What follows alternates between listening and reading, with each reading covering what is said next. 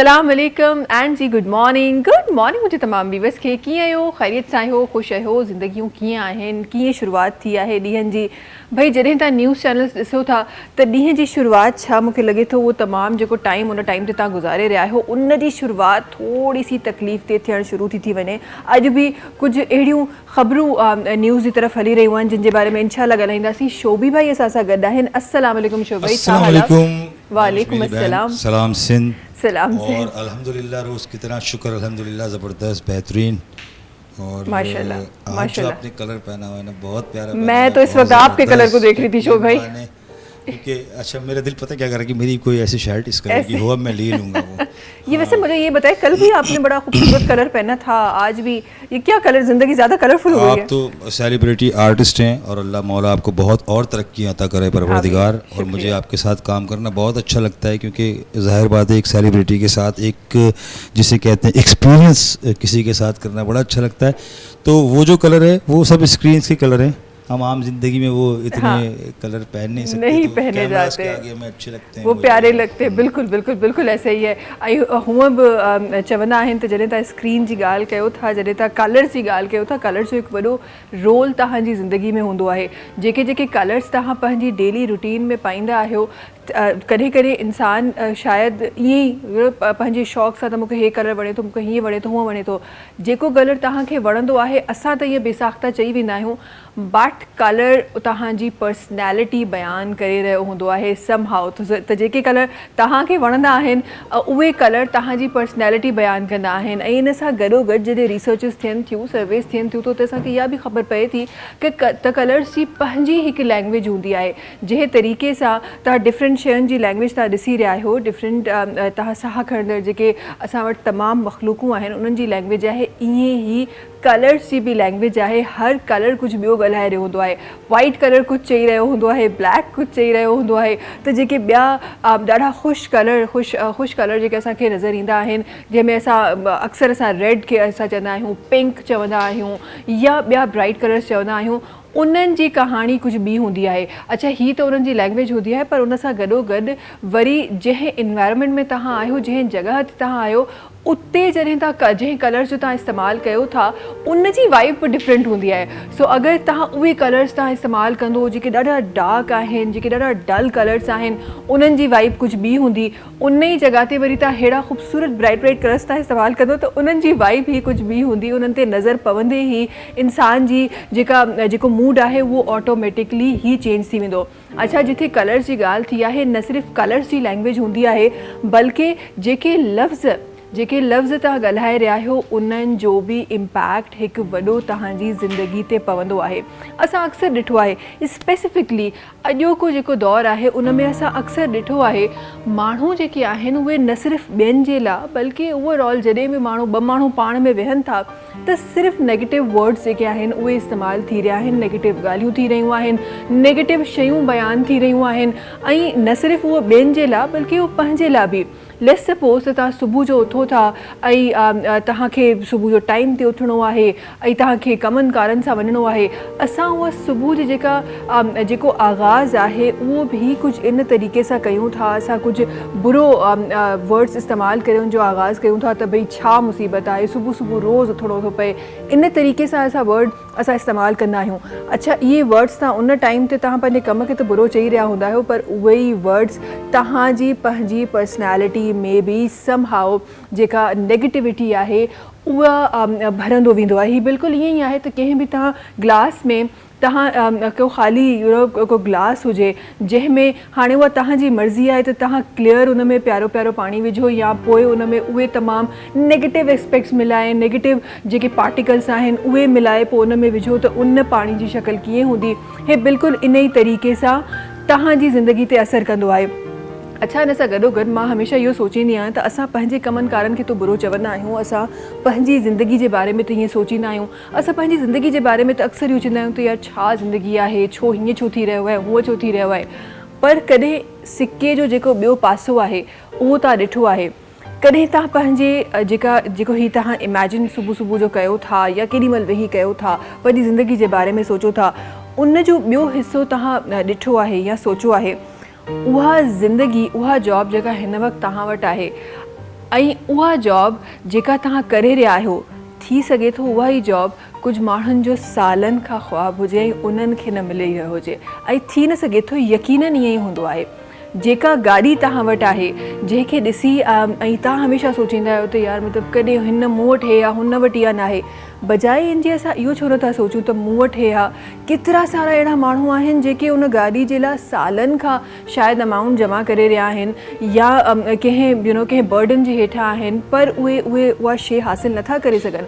असां अगरि इन तरीक़े सां सोचूं त शायदि असांखे पंहिंजी ज़िंदगी में उहे तमामु ब्लेसिंग्स नज़र अचणु शुरू थी वञनि जेके ख़ुदा ताला असांजी ज़िंदगी में ॾिनियूं आहिनि, बजाए जे इन जे जो असां ॿियनि जी ब्लेसिंग्स खे ॾिसी ऐं पंहिंजी ब्लेसिंग्स खे किथे साइड ते कयूं।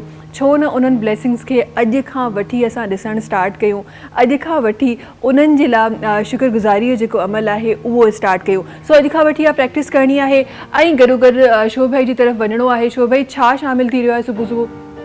आज हमने ना न्यूज़ का तबसरा ही नहीं किया, हमने कहा न्यूज़ कास्टर्स हमारे बैठे हुए हैं, आज न्यूज़ वो सुनाएंगे। क्या शामिल हो रहा है? मेरी बहन बड़ा ज़बरदस्त, वैसे तो ये एक जिसे कहते हैं आरफाना कलाम है, लेकिन बेसिक असल में जो है ये वैसे ये नात है एक बड़ी खूबसूरत, क्योंकि ये हजूर पाक सल्लल्लाहु अलैहि वसल्लम उनकी शान में ही है और सारी उन्हीं से ही है जो भी है। माशाल्लाह माशाल्लाह, बिस्मिल्लाह करते हैं।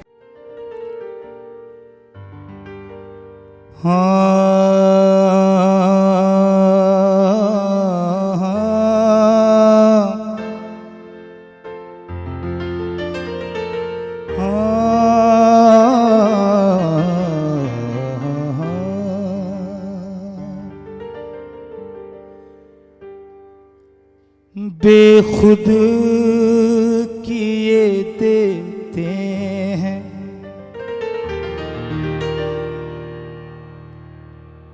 बेखुद किए देते हैं,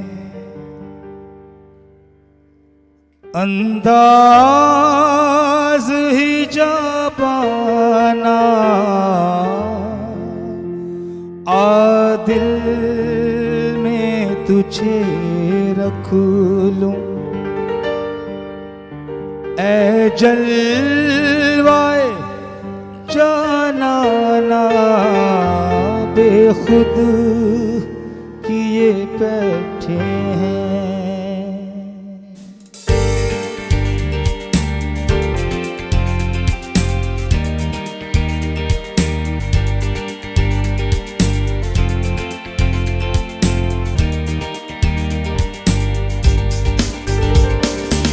बेखुद किए देते हैं, अंदाज ही जाबाना बेखुद किए देते हैं, अंदाज ही जाबाना आदिल में तुझे रख लूं, आदिल में तुझे रख लूं, ऐ जलवाए जानाना बेखुद किए देते हैं, बेखुद किए देते हैं, अंदाज ही जाबाना बेखुद किए देते हैं।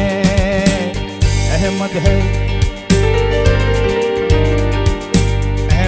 मोहम्मद है वही खत्म रसूल है, मखदूम मरबई है वही वाहे कुल है, उस पर ही नजर सारे जमाने की जमी है, वो मेरा नबी है, बेखुद किए बैठे हैं, बेखुद किए देते हैं, अंदाज ही जाबाना दिल में तुझे रख लूं, दिल में तुझे रख लूं, ऐ जलवाए जानाना बेखुद किए देते हैं। क्यों आँख मिलाई थी, क्यों आग लगाई थी, क्यों आँख मिलाई थी, क्यों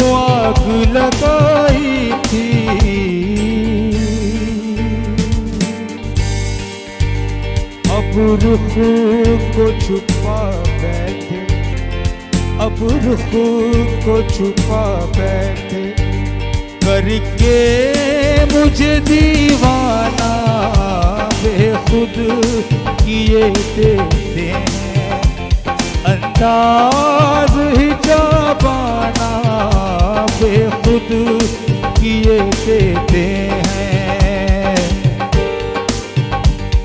दलील से दिगे सुए हजरत की लचक है, आलम की ज़िया जिसके वसीले से मिली है, वो कौन है, वो कौन है, वो मेरा नबी है, वे खुद किए देते हैं।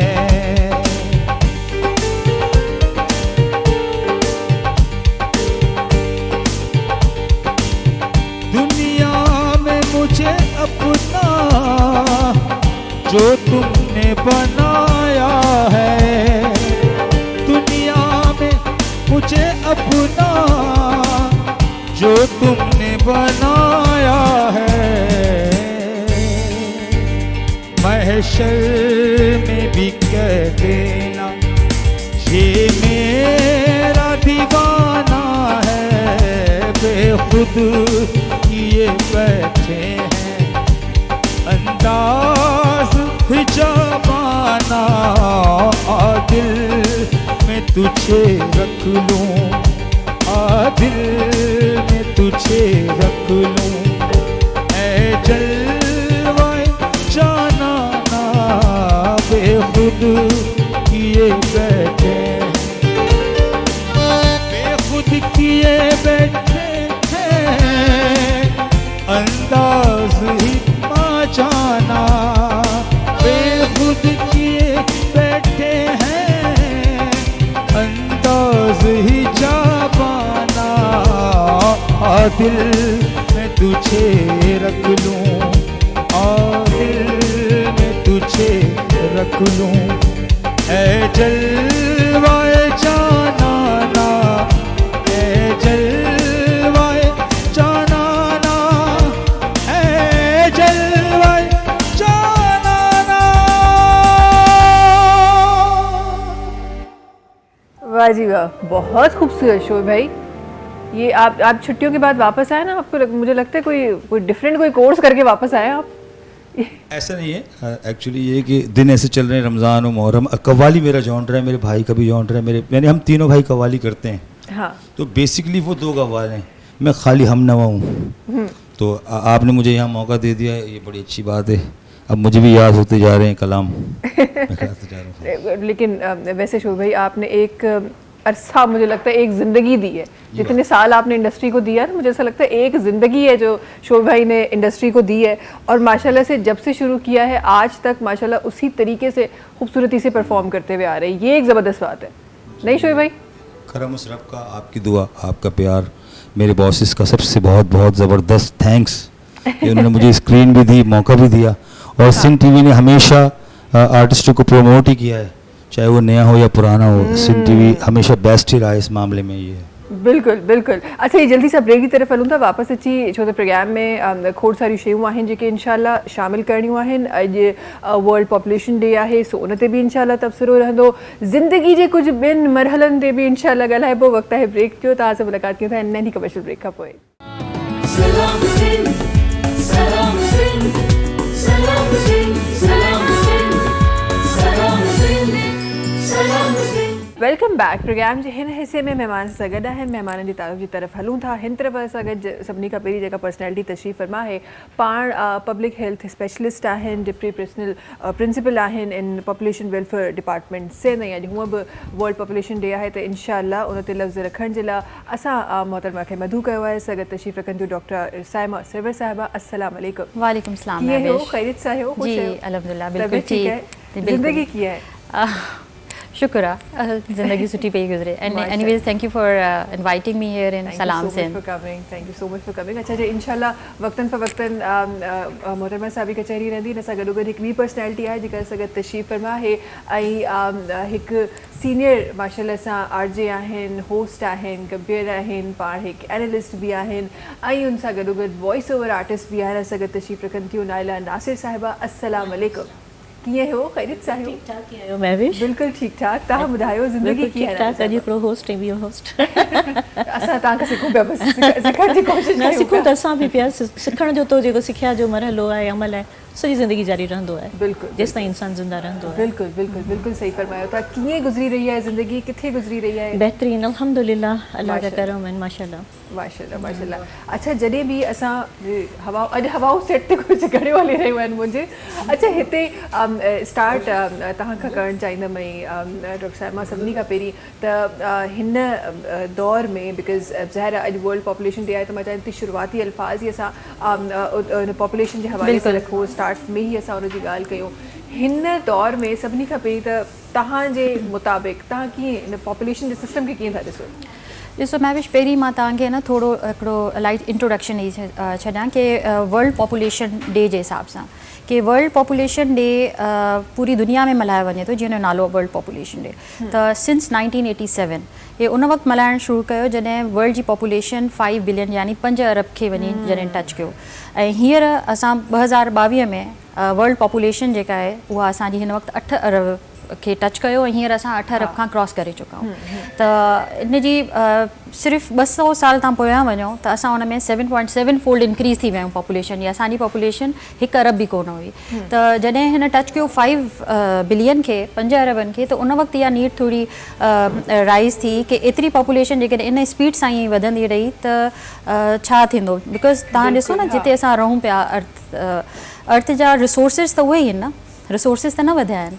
रिसोर्सिस न वधिया आहिनि, पॉपुलेशन वधी आहे। पॉपुलेशन वधण जे करे कंज़प्शन ॾाढी घणी थी वई आहे। कंज़प्शन तव्हांजी फूड जी कंज़प्शन थी वई, फूड जी कंज़प्शन वधंदी ऐं हाउसिंग जी कंज़प्शंस वधंदियूं, ॿियूं शयूं थींदियूं। त उन जे करे तव्हांजा क्लाइमेट जेके चेंज आहे हाणे बि जेके असरात आहिनि उहे इन जे करे आहिनि। त तव्हां डिफॉरेस्टेशंस करे छॾियूं, तव्हां बिल्डिंग्स ठाहे छॾियूं, डिज़र्टिफिकेशन थी वई आहे, ग्लोबल तव्हां ॾिसो त व्हीकल्स ऐं फॉसिल फ्यूल जे यूज़ जे करे असां वटि क्लाइमेट चेंज थियो आहे, ग्लोबल वार्मिंग थी आहे। त इन सभिनी जा इम्पैक्ट छा जे करे थिया आहिनि त असांजी पॉपुलेशन जेका आहे सा उहा ओवर पॉपुलेशन थी वई आहे पूरे अर्थ ते। त ओवर कंज़प्शन असां कई आहे, उनखां पोइ असां इन्वेस्टमेंट ज़ीरो कई आहे। त पूरी वर्ल्ड में इन्वेस्टमेंट न आहे ऐं तव्हांजा रिसोर्सिस जेके आहिनि से उहे यूटिलाइज़ थींदा विया आहिनि। त हाणे इन जे करे इन ते वधीक फोकस आहे त असांखे रिसोर्सिस ऐं पंहिंजी पॉपुलेशन में तवाज़न रखिणो आहे, बैलेंस रखिणो आहे। त इन जे करे वर्ल्ड में इहो पॉपुलेशन जेको आहे सो सिंस लास्ट 38 ईयर्स खां मल्हायो पियो वञे ताकि अवेयरनेस ॾिनी वञे असांजी। जी जी बिल्कुलु बिल्कुलु। ऐं उहो उनजी ज़रूरत बि आहे बिकॉज़ तव्हां जंहिं टाइम जी ॻाल्हि कई उन टाइम ताईं जेतिरो नंबर वधियो हो हाणे उनजे ऑलमोस्ट असां डबल ते वञी पहुता आहियूं।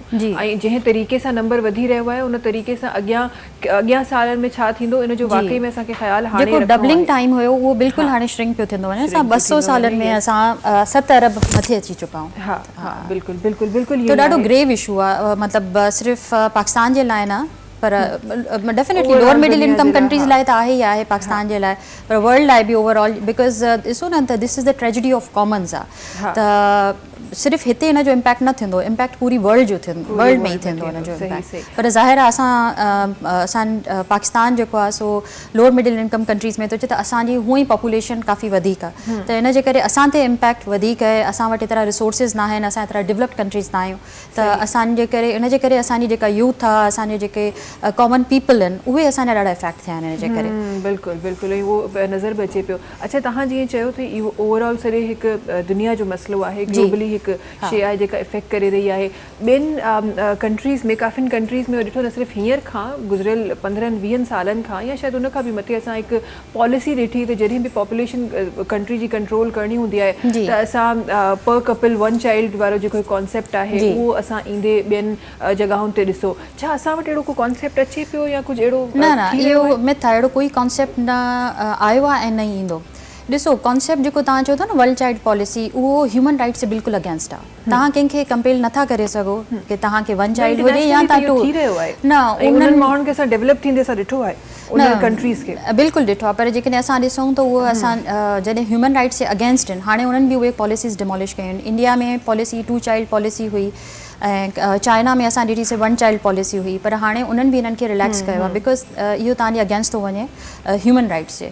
सेकेंडली असां इस्लामिक कंट्रीज़ असां उन जे हिसाब सां बि हिननि खे नथा करे सघूं। सिर्फ़ु इहो आहे त अवेयरनेस असां इहो ॾींदा आहियूं कि जेतिरा तव्हांजा रिसोर्सिस आहिनि, जेतिरी तव्हांजी इकोनॉमिक पोजीशन आहे, उन हिसाब सां तव्हां पंहिंजा ॿार, ज़ाहिर आहे उन्हनि ॿारनि जा बि राइट्स आहिनि, उन्हनि खे तव्हांखे एजुकेशन ॾियणी आहे, शेल्टर ॾियणो आहे, फूड ॾियणो आहे, ऐं उन्हनि खे हिकिड़ी डिग्निटी वारी लाइफ असांखे ॾियणी आहे। त इन जे करे इहे अहिड़ी क़िस्म जूं पॉलिसीज़ पाकिस्तान में कॾहिं बि न आहियूं आहिनि। असांजी जॾहिं बि पॉलिसी तव्हां ॾिसंदव पाकिस्तानी, त इहा ई आहे, कम बच्चे ख़ुशहाल घराना। ईअं कॾहिं न हूंदो की चवंदा कि नहीं बच्चा एक हो या बच्चे दो हों, कम बच्चे ख़ुशहाल घराना वारो ई असांजो जेको आहे न सो उहो मेन कॉन्सेप्ट आहे। ऐं पर उन जे बावजूद बि पाकिस्तान में काफ़ी कम थी रहियो आहे। सिंध डिपार्टमेंट ख़ासि करके मां जेकॾहिं उन जे लाइ ॻाल्हायो त सिंध डिपार्टमेंट तक़रीबन काफ़ी शयुनि में असांजी लीड बि वरिती आहे ऐं काफ़ी असांजो सक्सेसफुल बि हुन में प्रोग्राम रहियो आहे। पर जेके जहिड़े हिसाब सां पॉपुलेशन वधंदी अचे पई, त असां हुयासीं पहिरियां 6th इन द वर्ल्ड। तव्हां ॾिसो त असांजी, हालांकि जेकॾहिं जोग्राफिकली असां ॾिसूं त असां वर्ल्ड जो 1% बि न आहियूं, पर असांजी पॉपुलेशन जे हिसाब सां असां 2.6% आहियूं, बिल्कुलु अञा बि वधीक आहियूं। त हींअर असां 6 पोज़ीशन खां अञा 5th पोज़ीशन ते अची वियासीं। ऐं जेकॾहिं प्रोजेक्टेड इहो ई आहे, जेकॾहिं असां अहिड़े इन रफ़्तार सां वधंदा रहियासीं त असांजी पॉपुलेशन जेका आहे असां शायदि वर्ल्ड में 4th नंबर ते अची वञूं इन 2050। त तव्हां इहो सोचो त कंट्री त असांजो ओतिरो ई रहंदो, असांजा रिसोर्सिस बि इहे ई रहंदा। हींअर ई तव्हां वञो त असां वटि वाटर स्कारसिटी आहे, असांजो हिन वक़्तु पाणी जो तमामु घणो मसइलो हले पियो। पाकिस्तान वर्ल्ड में जेको आहे सो वाटर स्कार कंट्रीज़ में अची चुको आहे। सेकेंडली असां जेकॾहिं फूड में ॾिसूं त असां रेड ज़ोन में अची चुका आहियूं। त हींअर ई तव्हां ॾिसो त उन जे करे तव्हांजा फूड जा क्राइसिस बि वधंदा, जेके हींअर आहिनि। ऐं तव्हां सोचो जॾहिं इहा पॉपुलेशन अञा वधंदी असांजी, त इहे असांजा अञा क्राइसिस वधंदा। सेकेंडली इन जो इम्पैक्ट सिर्फ़ु वर्ल्ड ते त आहे, पर पाकिस्तान में इन जे करे तमामु घणो आहे, असां अंडर डेवलप कंट्रीज़ आहियूं।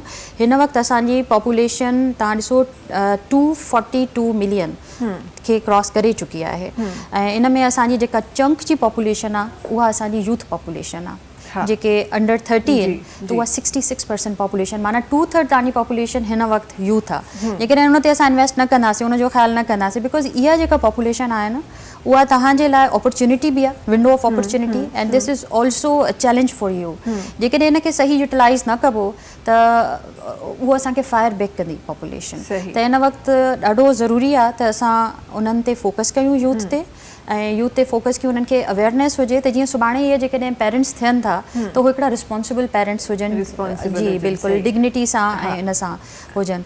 ऐं हिन वक़्तु जेतिरी असांजी आबादी वधी रही आहे त इहो चवणु ग़लति न आहे त इवन सिर्फ़ु सिंध जी मां ॻाल्हि कयां, 5.5 करोड़ असां हींअर सिंध में आहियूं, ऐं हर साल असां वटि 14 लख माण्हू वधी रहिया आहिनि। इन जो मतिलबु इहो त तव्हां सम्झो हिकिड़ो सखर डिस्ट्रिक्ट असां हिकिड़ो ऐड करे रहिया आहियूं, पर असां नवां शहर त नथा ठाहियूं। इहे 14 लख माण्हू असां किथे एडजस्ट कंदासीं? इन्हनि खे हाउसिंग बि खपंदी, इन्हनि खे घर बि खपंदा, इन्हनि खे एजुकेशन बि खपंदी, फूड ऐं सैनिटरी खपे, तव्हांखे इहे सभु शयूं बि खपनि, न त तव्हांजूं डिज़ीज़िस जा बर्डन वधी वेंदा। बिल्कुलु। अच्छा, उन जा कहिड़ा तरीक़ा हूंदा, इंशाल्लाह उन्हनि ते बि डिस्कस कंदासीं। पर असां सां गॾु नारे साहिब तशरीफ़ फरमा आहिनि, तव्हांजी तरफ़ बि अचणु चाहींदा आहियूं। ऐं ज़रूरु तव्हांजी पंहिंजी पर्सनल ज़िंदगी ते ज़रूरु ॻाल्हाइबो, पर छो त हीउ टॉपिक स्टार्ट थी वियो आहे ऐं एज़ ए एनालिस्ट तव्हां बि शयुनि खे ज़ाहिर ऑब्ज़र्व कयो था, ॾिसो था, इन हवाले सां तव्हां कीअं ॾिठो आहे? ॾिसो महविश, दुनिया शुरू थी 2 इंसाननि खां, हज़रत आदम अलैहिस्सलाम ऐं बीबी हवा खां। उन 2 इंसाननि खे अलाह साईं जी मल्टीप्लाई कंदो वियो ऐं दुनिया ठहिणी हुई। सो वञी किथां खां असां गारनि मां निकिरी पता ॿधंदा हुआसीं ऐं अहिड़ी ज़िंदगी गुज़ारे तीरनि सां जंग कंदा हुआसीं। उतां गुज़री हाणे हिन मुक़ाम ते आया आहियूं जिते 7 बर आज़म बि ठही विया, ऐं उन में 192-93 मुल्क बि ठही विया, ऐं आबादी 1 खां वधी हाणे 8 अरब ताईं वञी पहुती आहे।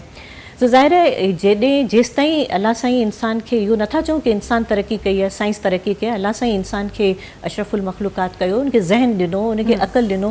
हुन अक़ल जी बुनियाद ते जीअं अलाह ताला क़ुरान पाक में लिखियो आहे कि इन में निशानियूं मौजूदु आहिनि अक़ल वारनि लाइ, उन निशानियुनि खे ॾिसी करे जेको साइंस तरक़ी करे हिन मुक़ाम ते पहुती आहे, जिते हज़ारे मील परियां माण्हू बि आहे त माण्हू लाइव उनखे ॾिसी सघे थो, ॿुधी सघे थो, ॻाल्हाए सघे थो। त जीअं तरक़ी कंदे कंदे हिन मुक़ाम ते पहुता आहियूं, तीअं इंसान जा जेके प्रॉब्लम्स आहिनि उहे बि वधंदा विया आहिनि। घणा प्रॉब्लम त डॉक्टर साहिबा जेको सो तव्हां सां शेयर कया, ऐं जेके प्रॉब्लम शेयर कंदसि त जेकी दुनिया तरक़ी कई आहे हिन मुक़ाम ते, हिन नैज ते असां आया आहियूं, उते जेकी साइंस तरक़ी कई आहे उनमें इंसाननि जो हाणे कमु न हुअण जे बराबरि थींदो वञे। हाणे इहा बि असांखे थोरी सी इन ॻाल्हि ते दुनिया त सोचे पई, उन में दुनिया जा जेके वॾा UN इदारा आहिनि, WHO, उहो त सभु सोचनि पिया, लेकिन हाणे हिकिड़ी इनफ़रादी तौर ते हिकिड़े पाकिस्तान खे एज़ बीइंग हिकु कंट्री, त उनखे एज़ बीइंग पाकिस्तानी नेशन असांखे बि सोचणु घुरिजे कि अॻियां जेके मसइला अचनि पिया, जेके प्रॉब्लम्स अचनि पिया, उनखे कीअं माण्हू फेस करे सघंदो। हीअ त डॉक्टर साहिब चयो कि नौजवाननि जी जेकी नसल आहे उहा उन्हनि जे मथां फोकस करणु घुरिजे, बिल्कुलु करणु घुरिजे। तव्हां ॾिसो अॼु खां 20 सालनि खां पोइ 30 सालनि खां पोइ इहे ई नौजवान हूंदा जेके अॻिते हूंदा असांजे मुल्क खे इहे जेको रिप्रेज़ेंट कंदा। सो आबादी वधण जो मक़सदु त हिकिड़ो त अल्लाह साईं जे हथ में इख़्तियार में आहे, वधाए पियो, दुनिया में ॾेखारे पियो असां जहिड़नि खे कि ॾिसो मुंहिंजे हथ में सभु कुझु आहे। चाइना इहो कानून कयो कि भई हिकिड़ो ॿार हुअणु घुरिजे, त उते माण्हू फ्रस्ट्रेट जा शिकार थी विया, डिप्रेशन में हली विया, ऐं इन करे माण्हू शादी कोन कंदा हुआ, या शादी कंदा त जेंडर में उहे फसी वेंदा हुआ कि या धीउ हुजे या पुटु हुजे, छा कंदासीं। इंडिया में अहिड़ी तरीक़े सां थियो त पोइ उहो एबॉर्शन जा ज़्यादा थी विया कि भई असांखे जेंडर छोकिरो खपे या छोकिरी, त इहे इन्हनि सां मसइला हल कोन थींदा आहिनि। मसइला हल ईअं थींदा कि अगरि आबादी वधे पई त उन जा जेके उन्हनि खे जेके आसानियूं खपनि, उन्हनि खे जेके बेसिक नीड्स आहिनि, जेके नेसेसिटीज़ आहिनि, उन्हनि ते फोकस अगरि अॼु खां कबो, जी ॿिया त सभु कनि पिया दुनिया जो मुल्क, हाणे अगरि असां पंहिंजे मुल्क जी ॻाल्हि करियूं त उहो शायदि अञा इनिशिएट करण जो सोचे पियो, जिते दुनिया 20 साल अॻु जो सोचे पई, उते असां अञा 20 साल पुठियां रहूं पिया। त इन में जेको आहे सो थोरो असांखे सोचणु घुरिजे। आबादी त ॾिसो वधे पई, पर साइंस जेकी तरक़ी कई आहे त इंसाननि जा कम घटि मां घटि थींदा वञनि, ऐं हाणे रोबोट पिया अचनि, हाणे कुझु अहिड़ा टेक्निकल AI एॾी स्मार्ट थी वई आहे, ऐं एतिरी हुनखे जेको आहे सो तरक़ी मिली वई आहे कि सभु कमु उहो कंदो, इंसान छा कंदो। अच्छा नाइला साहिब, हिकु तव्हां जीअं ॻाल्हि करे रहिया हो त 20 साल पहिरीं जेको ज़मानो हो, अॼु असां उन्हनि शयुनि में अॼु बि असां फाथल आहियूं किथे न किथे।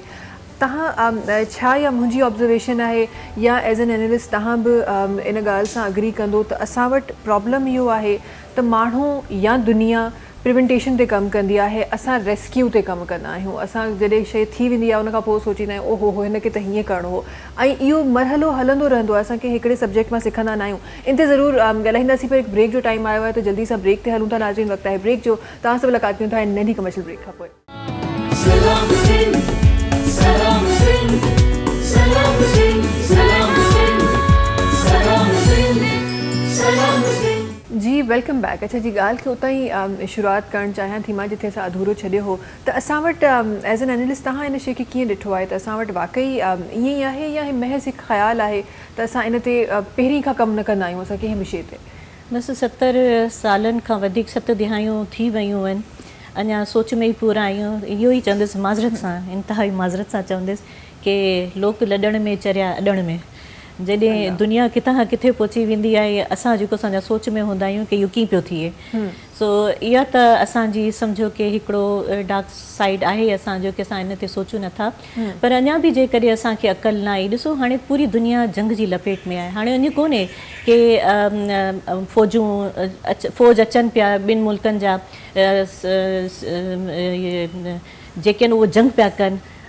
हाणे उहा शइ कोन्हे। हाणे पंहिंजे ई मुल्क मां वेही करे हिकु बटन टच ते ड्रोन बि अचनि पिया, त मिज़ाइल्स बि अचनि पिया, त उहो जेको सो तबाह थी थो वञे। हाणे एतिरी दुनिया तरक़ी करे छॾी आहे कि उते वञण जी ज़रूरत बि कोन्हे, ऐं उन्हनि खे सभु कुझु ख़बर पए पई कि कहिड़ी शइ किथे आहे, कहिड़े मुल्क जी कहिड़ी एक्टिविटी आहे, उहे छा पिया कनि।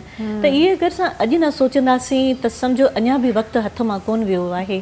त हाणे जेको असां अगरि पाकिस्तान जी तव्हां ॻाल्हि था करियो, त हाणे सॼी ज़िम्मेवारी स्टेट जी जेकी आहे, जेकी उनजे मथां आहे, प्लस मुआशरे मथां आहे कि जेके नौजवान आहिनि, हे जेके नंढड़ा ॿार आहिनि, उन्हनि खे जेको सो तवजो ॾियनि। ऐं उन सां गॾु गॾु जेके औरतूं आहिनि, ख़वातीन आहिनि, ज़ाहिर आहे ॿार जी पैदाइश जो ॼम जो जेको प्रोसेस आहे उहो त औरत जे ज़रिए ई थिए थो। औरत अगरि तालीम याफ़्ता हूंदी, सेहतमंद हूंदी, त ज़ाहिर आहे पंहिंजे ॿारनि जी सही, ऐं उनखे अवेयरनेस हूंदी, उनखे एजुकेट कयो वञे कि उहो पंहिंजे ॿारनि जी तरबियत कीअं करे। सो सिख्या जो पहिरियों अमल ई घर मां शुरू थिए थो। स्कूल में त हू हाणे त ख़ैर 2.5 3 साल 4 साल दुनिया में ॾिठो वञे त 6 सालनि खां शुरू थिए थो, 5 सालनि खां शुरू थिए थो, पर असांजे मुल्क में अञा 1.5 साल जो ॿारु थिए थो, या अञा ॼमे ई नथो त हुनजे एडमिशन जो जेको सो थी थो वञे, परेशानी में बिल्कुलु, माण्हू लॻी बिल्कुलु। थो वञे कि भई हाणे हिनखे एडमिशन कराइणी आहे। हाणे त एतिरो ताईं असांखे नफ़सियाती तौर पे एतिरो असां प्रेशर में अची विया आहियूं कि ॿार कंसीव करण जा महीना बि सोचंदा आहियूं कि हिन जा एडमिशन वारे महीने में हिन जी एज एतिरी हुजे। त हाणे कपल इहो बि सोचे थो, जॾहिं एसि ताईं तव्हां डीप सोच रखो था पोइ तव्हां इहो बि सोचो कि तव्हां जेको ॿार जेके जनमु ॾियो पिया त उनखे हिकु मुआशिरे जो सुठो फ़र्द बनाइणो आहे। सही, ऐं इन मुआशिरे जो सुठो फ़र्द बनाइण जे लाइ सिर्फ़ु इहो कोन्हे कि सुठे स्कूल में तव्हां दाख़िल करे छॾियो, इहो कोन्हे कि तव्हां हुनखे हिकिड़ो प्राइवेसी में रखी हिकिड़ी प्राइवेट ज़िंदगी ॾियो, बल्कि दुनिया में उथणु विहणु खाइणु पीअणु मुआशरती सिस्टम सां उनखे इंट्रोड्यूस करणु, सिख्या जो अमल उनखे कहिड़े तरीक़े सां सेखारियो वञे पियो, इनखे बि फोकस करिणो आहे। बिल्कुलु। ॾिसो अॼुकल्ह जनरेशन गैप ख़तमु थींदो वञे, वॾे नंढे जी इज़त ख़तमु थी वई ईअं ई आहे। आहे, उहो ईअं ई आहे। रिस्पेक्ट छाजे करे ख़तमु थी आहे? असां हूंदासीं अञा बि असांजा जेके वॾा भाइर अचनि था, बाबा अम्मा जी त परे जी ॻाल्हि आहे, वॾा भाइर बि अचनि था त इज़त एतिराम सां उन्हनि सां ॻाल्हायूं था, अखियूं हेठि करे ॻाल्हायूं था। हाणे त माउ पीउ सां बि ॾिसो कीअं था ॻाल्हाइनि, बिल्कुलु बिल्कुलु ऐं आङिरी जे इशारे सां टीचर सां हिन करे ॻाल्हाइनि था। त उहो जेको आहे सो हिकिड़ो ड्रॉबैक असांजे मुआशिरे में अचे पियो, जेके असांखे हाणे जेको न सोचणो पवंदो। ऐं इनखे सोचण जे लाइ स्टेट जी अलॻि ज़िमेदारी आहे, मुआशरती सिस्टम ते अलॻि ज़िमेवारी आहे। पहिरीं पाड़े वारा हूंदा हुआ, नज़र रखंदा हुआ ॿारनि ते कि ॿार छा पियो करे ऐं कहिड़ी एक्टिविटीज़ में आहे। हाणे त पाड़े वारा चाहिनि था कि भई हू ॼाणे, हुनजो कमु ॼाणे, असां केरु आहियूं चवण वारा। ऐं हाणे जेको ॾिसो तव्हां मुआशिरे जी बेहिसी जो हिकिड़ो ॾिसो कि हीअ असांखे जेकी ही सिख्या मिले पई न, इतां बि मिले पई कि ही ॾिसो हे असांजी आर्टिस्ट कल्ह जेकी हुमैरा असगर जी डेथ थी, 6 महीना 8 महीना ताईं कि पाड़े वारनि खे माइटनि खे हाणे माण्हू छा चए, औलाद त औलाद हूंदो आहे कि हाणे त माइटनि जा चवंदा आहिनि न कि सभु रिश्ता ख़तमु थी सघनि था, पर माउ पीउ जो रिश्तो कॾहिं बि ख़ासि तौर ते माउ त कॾहिं बि न। हाणे उहो वरी ॿिया ॾिसो कि पाड़े वारा ॾिसो एॾी बेहिसी कि हिकिड़ो घर बंदि आहे, ज़ाहिर उते स्वीपर बि ईंदो हूंदो, उते मेंटेनेंस जा बि हूंदा, उते उन्हनि खे मेंटेनेंस बि कलेक्ट करणी हूंदी कि हिकिड़ो माण्हू घर न पियो खोले, तालो न पियो लॻे, तालो लॻल न आहे, घर न पियो खोले, त हुनजे पुठियां छा त रीज़न आहे? मतिलबु कंहिंखे कंहिंजी का परवाह कोन्हे। हिकिड़ो सर्किल कढी छॾियो आहे, हिकिड़ी बाउंड्रीज़ ठाहे छॾियूं आहिनि कि हिन खे न क्रॉस करिणो आहे, न हिन बाउंड्रीज़ जे हेॾां कंहिंखे अचणु ॾियणो आहे। त इहे बेहिसियूं आहिनि। इनखे पहिरीं त घर मां जेकी सिख्या थींदी आहे माउ जी पीउ जी, वॾा त हाणे आहिनि ई कोन, हाणे त उहो फैमिली सिस्टम ई ख़तमु थी विया आहिनि। तंहिंखां पोइ स्कूल में जेके उस्ताद हूंदा हुआ, हिकिड़ी वॾी नज़र रखंदा हुआ ॿार ते, ऐं उहा जेकी नज़र हाणे ख़तमु थी वई आहे। उहे ॿार जेके मूंखे यादि आहे महविश कि असांखे असांजी टीचर सेखारींदी हुई कि वॾनि सां कीअं ॻाल्हाइजे। तव्हां ॿाहिरि वञो था, अगरि तव्हां बस में वियो था त बुके बुज़ुर्ग खे जॻह ॾियणु घुरिजे, ऐं तव्हां वॉशरूम वेंदा आहियो, इहे बेसिक चीज़ूं आहिनि। त वॉशरूम जो इस्तेमालु कहिड़े तरीक़े सां करणु घुरिजे, मतिलबु अगरि तव्हां टॉयलेट यूज़ करियो था त उनखे कीअं इस्तेमालु करणु घुरिजे।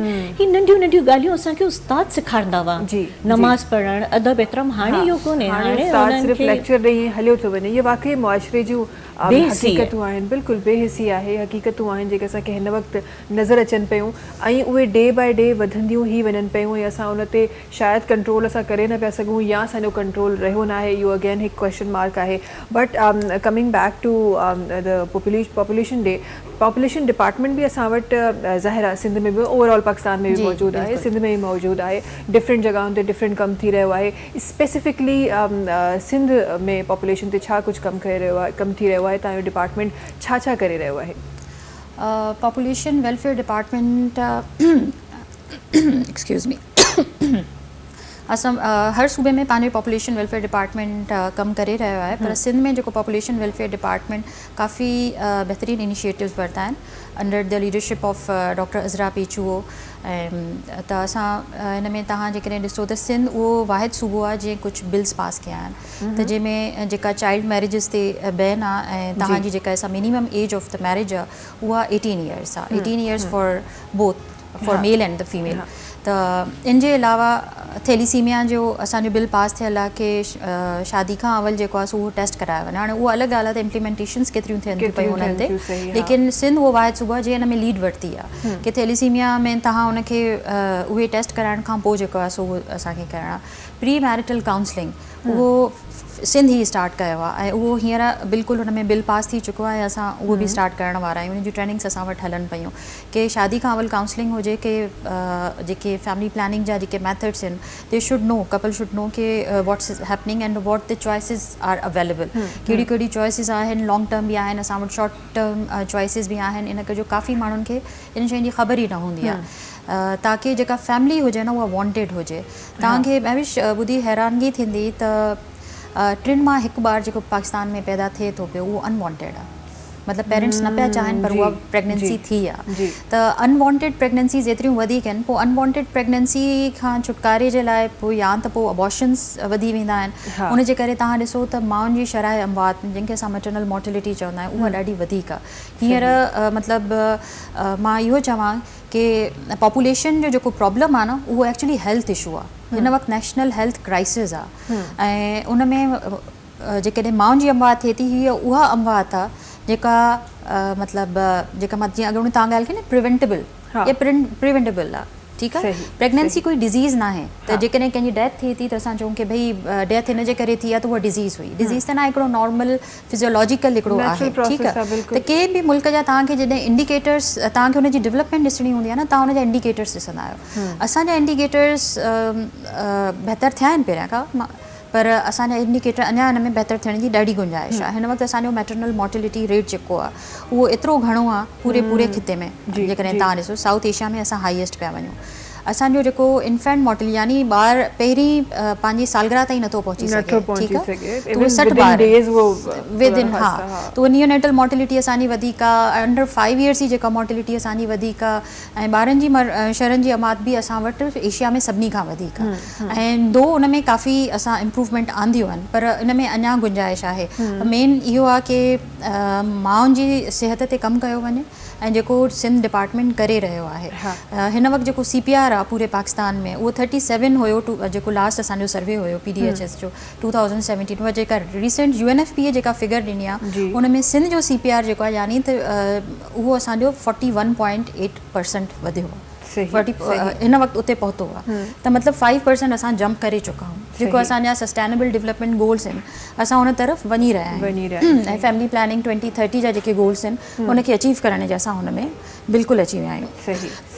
अच्छा, हिते तव्हां जंहिं तरीक़े सां तव्हां ॻाल्हि करे रहिया हो त असां वटि पेरेंट जी जेका काउंसलिंग आहे उहा थियणु खपे, अवेयरनेस हुजणु खपे, टेस्ट हुजणु खपनि। हिते जेको इम्प्लीमेंटेशन जो हिकिड़ो मरहलो आहे उहो कंहिं तरीक़े सां थी रहियो आहे? बिकॉज़ आई एम श्योर त पॉपुलेशन डिपार्टमेंट त हर घर में वञी चेक न करे रहियो हूंदो त हीअ छा शादी खां पहिरीं हे कुझु थियो आहे या न थियो आहे। सो इनखे कीअं इम्प्लीमेंट करायो वञे? तव्हां ॾिसो कोई बि जेकॾहिं तव्हांखे टारगेट मिलंदो आहे न उहो अकेले तव्हां अचीव नथा करे सघो until and unless you have a good team. As a team leader population welfare department जेके आहिनि MOU साइन कया आहिनि 428 ऑर्गेनाइज़ेशन सां। ठीकु आहे, त अकेले तव्हां कुझु बि नथा करे सघो, तव्हांखे सभिनी जी सपोर्ट खपंदी। ऐं सेकेंडली ज़ाहिर आहे असां अंडर डेवलप कंट्री आहियूं, असां वटि एतिरा रिसोर्सिस न आहिनि। जीअं सुप्रीम कोर्ट सुवेमोटो एक्शन वरितो ओवर पॉपुलेशन ते, उनखां पोइ NFC अवॉर्ड में इहो हुयो कि भई कुझु बिलियंस रुपीज़ जेके आहिनि से उहे हुनजे थ्रू प्रोविंसिस खे ॾिना वेंदा, उहे न ॾिना विया। ठीकु आहे, त हिकिड़ी कॉज़ खे मतिलबु एतिरो हुननि वधीक करण ई न ॾिनो। पर जेतिरो थी सघे थो डिपार्टमेंट पंहिंजे तरफ़ां ऑर्गेनाइज़ेशन सां मिली करे, डोनर सां मिली करे काफ़ी बहितरीनु कमु हुन में करे रहियो आहे। MOU साइन थिया आहिनि ऐं उन्हनि सां गॾु जेके असांजा थिया आहिनि त उते असांजो फैमिली प्लानिंग जूं सर्विसिस बि आहिनि ऐं प्लस में उन ते असांजा रिप्रोडक्टिव हेल्थ सर्विसिस जा सेंटर्स बि आहिनि जिते हिकिड़ियूं असांजूं एक्सपर्ट डॉक्टर्स बि वेठियूं आहिनि। असांजे पंहिंजे डिपार्टमेंट में बि कमु हले थो, असांजे ॿियनि में बि कमु हलनि था। जीअं असांजो हाणे लास्ट सेसी सां बि थियो हुयो, असांजा आखान वारनि सां बि असां कमु करे रहिया आहियूं, असां bill and Melinda Gates foundation वारनि सां बि, इन सभिनी सां असांजो कमु हली रहियो आहे। त उन में इन जे करे असांजो CPR वधियो ऐं असांजी जेका आहे सा अनमेट नीड यानी केतिरा कपल्स चाहिनि था त असां कयूं, उहा डिमांड बि असांजी वधी आहे। जेकॾहिं डिमांड वधी आहे हिन जो मतिलबु इहो आहे त असांजो डिपार्टमेंट ॾाढो सुठो कमु करे रहियो आहे अवेयरनेस ते। त असांजा हींअर जेको मेन फोकस डिपार्टमेंट जो आहे उहो हले थो जनरेशन Z ते। जेको जनरेशन Z जो नो कि तव्हांजी खां जेका जनरेशन अचे थी 2000 and I guess 2012 13 ताईं हा। जेका 2012 ताईं जनरेशन अचे थी इहा तव्हांजी 13 years to late 20s वारी जनरेशन हा। आहे these are the future parents ठीकु आहे त इन जनरेशन ते असांजो इहो फोकस आहे त असां स्कूल्स कॉलेजिस यूनिवर्सिटीज़ इन्हनि में वञी असां उन्हनि खे ओरिएंटेशन सेशन्स ॾियूं पिया रिगार्डिंग फैमिली प्लानिंग ॾिसो काई बि शइ असां काॾे ॿाहिरि वञिणो हूंदो आहे टूर ठाहिणो हूंदो आहे त असां हिकिड़ी प्लानिंग कंदा आहियूं ठीकु आहे त वाए नॉट फैमिली इंपॉर्टेंट न आहे त फैमिली जॾहिं तव्हां हिकिड़ी स्टार्ट कयो था त उनजे लाइ बि तव्हांखे हिकिड़ी बहितरीनु प्लानिंग हुजणु खपे सही। त उहो हर इंसान जो राइट आहे त उहो उन्हनि खे मिलणु खपे बिल्कुलु बिल्कुलु ऐं आई गेस ही ॾाढो हिकु सुठो इनिशिएटिव आहे बिकॉज़ जॾहिं बि तव्हां चेंज आणण जी कोशिशि कंदा आहियो उहा कॾहिं बि वॾनि खां न ईंदी आहे की मुआशिरे में जेतिरो बि असां ॾिठो वियो आहे उन चेंज जे लाइ तव्हांखे आम ॿार जी तरफ़ वञिणो पवंदो आहे बिकॉज़ उनखे ई सुभाणे मुआशिरे में हली उहो साइकिल हलाइणो हूंदो आहे त हीउ हिकु सुठो इनिशिएटिव आहे एंड आई गेस असां जॾहिं बि कंहिं शइ जी इम्प्रूवमेंट जी ॻाल्हि कयूं त हीउ सही तरीक़ो आहे त असांखे उन्हनि ॿारनि खे टारगेट करणु खपे जेके ॿार स्कूल्स में कॉलेजिस में हिन वक़्तु आहिनि ऐं उन्हनि खे उहे टीचिंग्स असांखे ॾियणु खपनि वक़्तु आहे ब्रेक जो इनशाला वापसि अची कुझु ॿियनि शयुनि ते ॻाल्हाइणो आहे ऐं खोड़ सारी ज़िंदगियुनि जे ॿियनि मरहलनि ते बि इनशाला नज़र विझंदासीं वक़्तु आहे ब्रेक जो तव्हां सां मुलाक़ात कयूं था नंढी कमर्शियल ब्रेक खां पोइ सलाम सिंध सलाम सिंध सलाम सिंध सलाम सिंध सलाम सिंध सलाम सिंध वेलकम बैक अच्छा जी खोड़ सारियूं ॻाल्हियूं प्रोग्राम में शामिल थी रहियूं आहिनि खोड़ सारियूं शयूं प्रोग्राम में शामिल थी रहियूं आहिनि ऐं अॻियां वधे नायरा साहिबा जी तरफ़ वञणु चाहियां थी नायरा साहिबा माशाल्लाह सां एतिरो कुझु ज़िंदगी में अचीव कयो माशाल्लाह साईं जंहिं तरीक़े सां असां तव्हांखे ॾिसंदा आहियूं या ॿुधंदा आहियूं ॾाढो ख़ूबसूरत तरीक़े सां हिकु आवाज़ बि ख़ूबसूरत तरीक़े सां अची रहियो हूंदो आहे वरी तव्हांजो जेको अंदाज़ आहे उहो बि ॾाढो प्यारो असांखे नज़र अची रहियो हूंदो आहे हीउ जेको होस्टिंग खे सिलेक्ट करण जो जेको प्रोसेस हो ज़रूरु इहो ॼाणणु चाहींदमि इन जे पोयां रीज़न छा हो बसि कुझु ॻाल्हियूं अहिड़ियूं हूंदियूं आहिनि जेके गॉड गिफ्ट हूंदियूं आहिनि जेके अलाह जी तरफ़ खां ॾात हूंदी आहे नंढपण खां ई इहो हो शौक़ु हो ऐं नक़ल कंदीसि महताब चन्ना साहिबा जी ऐं प्रोग्राम रोशन तारा जी ईअं ॿारनि खे विहारे ईअं कंदसि त उहो नंढपण खां ई हो स्कूल कॉलेज यूनिवर्सिटी जे हद ताईं ॾाढी एक्टिव रहीसि एक्स्ट्रा कैरिकुलर एक्टिविटीज़ में ॾाढी हूंदसि ज़ाहिर आहे पोइ जॾहिं मुंहिंजी शादी थी त पोइ मुंहिंजे हस्बैंड जी जॉब हिकिड़ी गवर्नमेंट जॉब हुई त उहो हिकिड़ी कॉलोनी हूंदी हुई उन में असां रहंदासीं त पोइ उहो शहर खां थोरी परे हूंदी हुई त उते पोइ क्लब हूंदो जेको वुमेन क्लब हूंदो त उनखे एंटरटेन करण जे लाइ एक्टिविटीज़ हूंदियूं पोइ आउं उन सभिनि खे रिप्रेज़ेंट कंदसि त उहा जीअं हिकिड़ी मुंहिंजी शुरूआति खां जेकी हली पे पोइ मुंहिंजे हस्बैंड जी पोस्टिंग वरी कराची थी त पोइ हिते वरी मौक़ो मिलियो त पोइ आउं अची वयसि रेडियो ते अची वयसि ऐं रेडियो ते जीअं आयसि त जीअं मुंहिंजो इंट्रोडक्शन थियो त मूं उन्हनि खे चयो भई शौक़ु आहे त मूंसां जीअं ॻाल्हायूं त मूंखे जेको पहिरियों प्रोग्राम ॾिनो वियो उहो विदाउट कंहिं ऑडिशन ऑब्ज़र्वेशन मूंखे कॉल कई की भई तव्हां अचो हिकिड़ी होस्ट जेकी आहे सो कोन आई आहे तव्हां अची लाइव प्रोग्राम कयो त उहो पहिरियों प्रोग्राम बिल्कुलु लाइव कयो ऐं जॾहिं उहो एतिरो माशाल्लाह सुठो रहियो की मूंखे चयो हाणे उनखे छॾियूं था हाणे तूं इहो कंटिन्यू कर त अल्हम्दुलिल्लाह ज़ाहिर स्किल्स हूंदा तॾहिं तो कॉन्फिडेंस हो बसि उतां खां ई शुरू थियो तंहिंखां पोइ आवाज़ सुठी हूंदी हुई त पोइ वॉइस ओवर बि थिया IVR बि थिया पोइ करंट अफेयर में बि हली वयसि मैराथन बि कयो त बसि ईअं शुरूआति थी पोइ आर्टिकल्स बि लिखिया लिखण जो शौक़ु बि हो त आर्टिकल्स बि लिखिया अख़बार में अञा बि लिखंदी आहियां माशाल्लाह माशाल्लाह अच्छा मूंखे इहो ॿुधायो नायरा साहिब हीअ त उहो हिकु टाइम आहे जंहिं टाइम ते तव्हां सोचींदा आहियो तव्हां ईंदा आहियो ऐं तव्हां उन्हनि लकी माण्हुनि मां आहियो जो फ़ौरन ई हिकु सिलसिलो जेको आहे उहो स्टार्ट थी वियो बट मां हमेशह सोचींदी आहियां त इंडस्ट्री में जेको माण्हू अचे थो इंडस्ट्री परे खां कुझु ॿी आहे पर जॾहिं तव्हां इंडस्ट्री में अचो था त उनजो तसवुरु कुझु ॿियो आहे माण्हू उन इंडस्ट्री खे ॿिए तरीक़े सां ॾिसंदा आहिनि कुझु सुठे तरीक़े सां कुझु ग्लैमरस तरीक़े सां कुझु बुरे तरीक़े सां बि ॾिसंदा आहिनि छा अहिड़ो को बैरियर फेस करिणो पियो हाँ शुरू में जॾहिं आउं हिन फील्ड में आयसि पे त थोरो सो मूं मुंहिंजे घर वारनि खे कंहिंखे बि ख़बर कोन हुई सवाइ मुंहिंजे हस्बैंड खे मुंहिंजे ॿारनि जे उन्हनि मूंखे सपोर्ट कयो त उन्हनि चयो ठीकु आहे मुंहिंजे हस्बैंड चयो ठीकु आहे तो में अगरि टैलेंट आहे तूं करे सघीं थी पर जीअं मुंहिंजो घर डिस्टर्ब न थिए ज़ाहिर ॿार हुआ मुंहिंजे 3 ॿार आहिनि त मुंहिंजो ठीकु आहे ईअं हूंदो त जॾहिं स्कूल वेंदा हुआ त आउं ईंदी हुअसि त घर मुंहिंजी फैमिली में छो जो रेडियो ते मूं शुरूआति कई त कंहिंखे ख़बर ई कोन पई पोइ तंहिंखां पोइ जॾहिं मूं आर्टिकल्स लिखिया अख़बार में मैगज़ीन्स में लिखिया त जॾहिं उहे पब्लिश थिया त पोइ उन बेस ते वरी एज़ एन एनालिस्ट मूं जॾहिं पार्टिसिपेट कयो त इहो सिलसिलो पोइ उन्हनि एप्रिशिएट कयो की पोइ हाणे उहो फ़ख़्रिया ॿुधाईंदा आहिनि की भई असांजी भेण या असांजी भाभी या असांजी निणान जेकी आहे सो ही हिन फील्ड में आहे बाक़ी इहो तव्हां चयो कि हिकिड़ो ग्लैमरस जेको लुक आहे उहो ॾिसो आउं बि जॾहिं फील्ड में आई हुयसि त मूंखे बि इहो हो कि आहे लेकिन ही पंहिंजे मथां डिपेंड करे थो हिकिड़ी ख़राबु मच्छी सॼे तालाब खे ख़राबु करे थी छॾे त अहिड़ी ॻाल्हि जेको सो कोन्हे कि सभु ख़राबु आहिनि अगरि तव्हां पाण सुठा आहियो तव्हांजो पंहिंजो इमेज सुठो आहे ऐं तव्हां जेको आहे सो अहिड़े तरीक़े सां हलो त तव्हां सम्झां थी कि हर सुठी या ख़राबु शइ माण्हू पाण ठाहींदो आहे माहौल पाण क्रिएट कंदो आहे पंहिंजे लाइ माहौल इंसान पाण क्रिएट कंदो आहे इहो वाक़ई हक़ीक़त आहे अच्छा जीअं तव्हां चयो माशाल्लाह तव्हां हिकु मदर बि आहियो ऐं माशाल्लाह सां 3 ॿार आहिनि जिन जी परवरिश बि गॾु हले पई माशाल्लाह कमकार बि हले पियो ईअं असांजो खोड़ सारियूं ॿियूं मदर्स बि हूंदियूं आहिनि साहिबा साहिबा मां ज़रूरु उन्हनि जी हेल्थ जे हवाले सां बि कुझु लफ़्ज़ पंहिंजे प्रोग्राम में रखणु चाहियां थी असां वटि जेके हिकु एजुकेटेड तबिको सॼो वञे शहरी तबिको सॼो वञे असां त शायदि उन मुआशिरे में रहूं था जेको मुआशिरो उन हिसाब सां एजुकेटेड आहे असांखे पंहिंजी हेल्थ जे बारे में बि ख़बर आहे असांजे शहरनि में जेके ॿार आहिनि जेके मदर्स आहिनि उहे पंहिंजूं जेके बेबी गर्ल्स आहिनि उनखे उन तरीक़े सां शायदि परवरिश बि ॾियनि थियूं नरिशमेंट बि ॾियनि थियूं बट हिकु तबिको असां वटि हिकु वॾो तबिको बल्कि मेजॉरिटी असांजो जेको तबिको आहे उहो आहे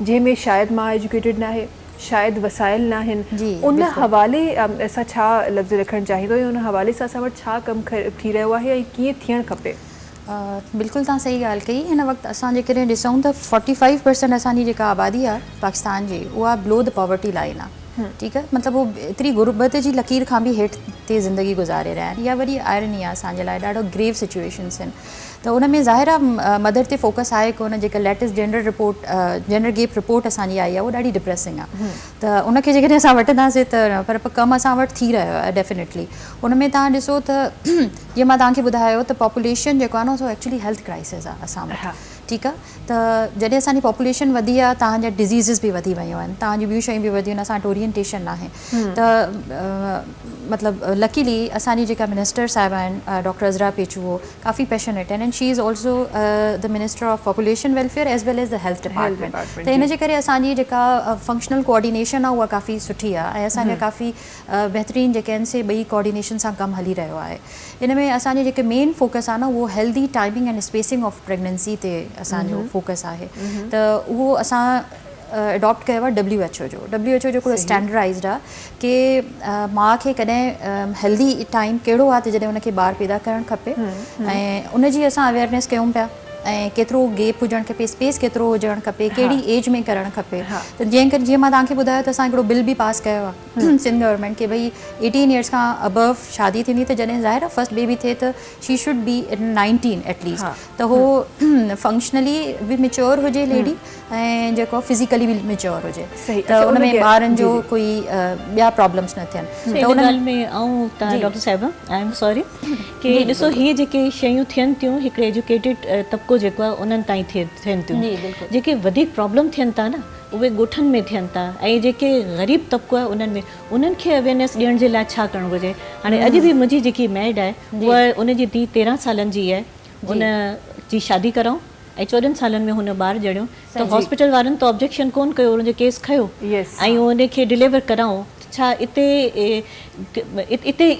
क़सूर कंहिंजो आहे भला अच्छा हाणे इन में ॾिसो न काफ़ी फैक्टर्स इन्वॉल्व आहिनि जेकॾहिं हॉस्पिटल केस न खणनि त छा उन ॿार जी डेथ थी वेंदी न त ह्यूमन राइट्स जे बेसिस ते तव्हां उनखे मना नथा करे सघो तव्हांखे उनजी डिलीवरी कराइणी आहे तव्हां उनखे तड़पींदड़ छॾे नथा सघो त मुंहिंजी इन्वेस्टिगेशन बि कोन थी वरी ॿियो ॿार बि ॼणई त इन में जेको आहे न ॾिसो ॿ टे ॿिया बि डिपार्टमेंट्स इन्वॉल्व आहिनि उते उन्हनि खे अचणु खपे त भई हे छो ऐं इहो ई चवां थी कि जिते कोलैप्ट आहिनि त इंटीग्रेशन जेका आहे न उन्हनि सभिनी खे मतिलबु पंहिंजो रोल हिकिड़ो प्ले करिणो पवंदो हिते जेकॾहिं ॿिया जेके जिन सां असांजा MOUs थियल आहिनि त उन्हनि जी बि कुझु रिस्पॉन्सिबिलिटीज़ आहिनि त पॉपुलेशन वेलफेयर डिपार्टमेंट सभु कंहिंखे ओवरलुक नथो करे सघे न इन जे करे असांजा MOUs थियल आहिनि ऐं जेसि ताईं असां ॾिसूं त असांजे डिपार्टमेंट में MSU बि आहिनि मोबाइल सर्विस यूनिट त हे उहे जेके पसमानदा इलाइक़ा तव्हां ॿुधायो था जिते अवेयरनेस न आहे ऐं इन जे अलावा फैमिली हेल्थ डेज़ मल्हाया वेंदा आहिनि जेके बि स्लम एरियाज़ आहिनि त उते सिर्फ़ु असांजी अवेयरनेस कई वेंदी आहे उते फैमिली प्लानिंग जा मेथड्स ॾेखारिया वेंदा आहिनि एंड फ्री ऑफ कॉस्ट आहे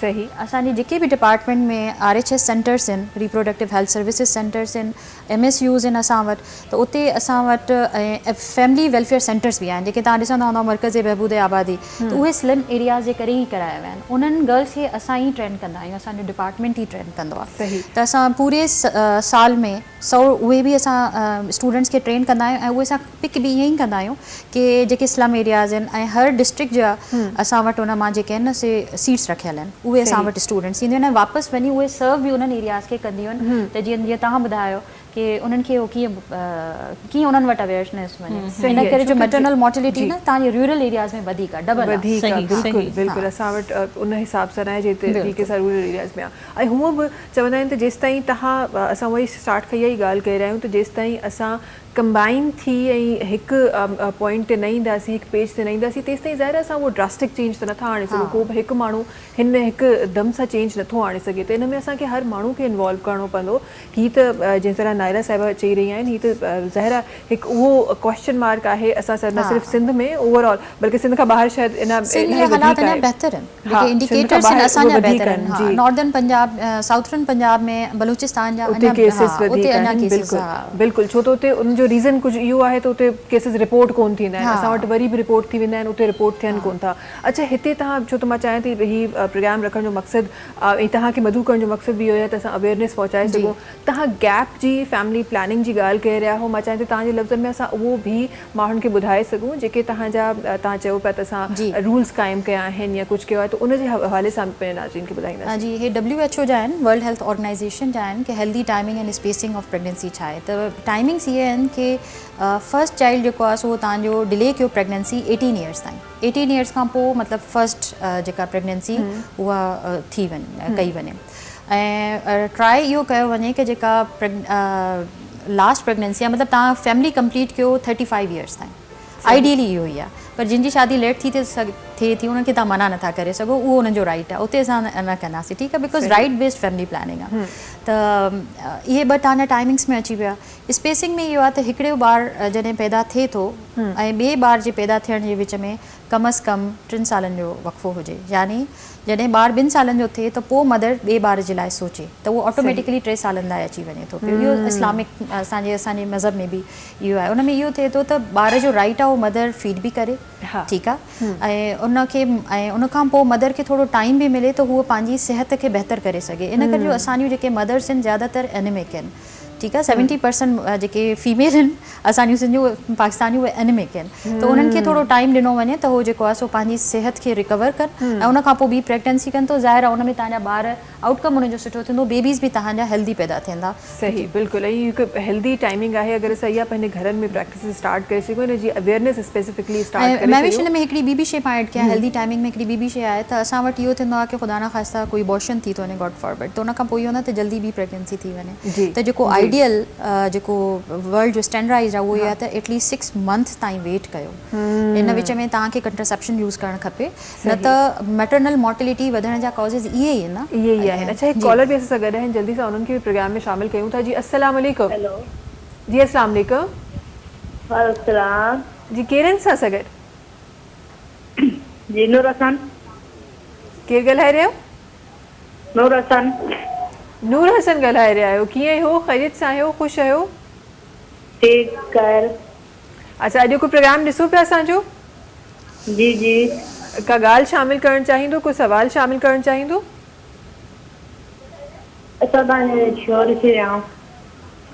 अच्छा, ठीकु आहे, वरी महिरबानी कॉल करण जी। ईअं ई प्रोग्राम ॾिसंदा रहो। अच्छा, हिते असां खोड़ सारियूं शयूं शामिल त करे रहिया आहियूं, ज़ाहिर आहे उहे हक़ीक़तूं जेके ज़िंदगी जूं आहिनि उन्हनि जे बारे में बि असां ॻाल्हाए रहिया आहियूं। नाले साहिब, तव्हांजी तरफ़ अचणु चाहींदमि। हिते अॼु स्पेसिफिक हिकु ज़ाहिर डे आहे, उन ते असां ॻाल्हाए रहिया आहियूं। आई एम श्योर तव्हां अहिड़ा खोड़ सारा अहिड़ा इंटरव्यूज़ कया हूंदा जेके स्पेसिफिकली डेज़ ते हूंदा, स्पेसिफिकली कंहिं टॉपिक ते हूंदा, ऐं पोइ वरी असां त उहे होस्ट आहियूं जेके एंटरटेनमेंट साइड जा आहियूं, पर जॾहिं करंट अफेयर्स जी ॻाल्हि कजे थी, ज़ाहिर उहो थोरो मरहलो कुझु ॿियो आहे। माण्हू शायदि डिफ्रेंशिएट कोन करे सघंदा आहिनि, पर ज़ाहिर उहो हिकु कंप्लीट डिफरेंट हिकु मरहलो आहे।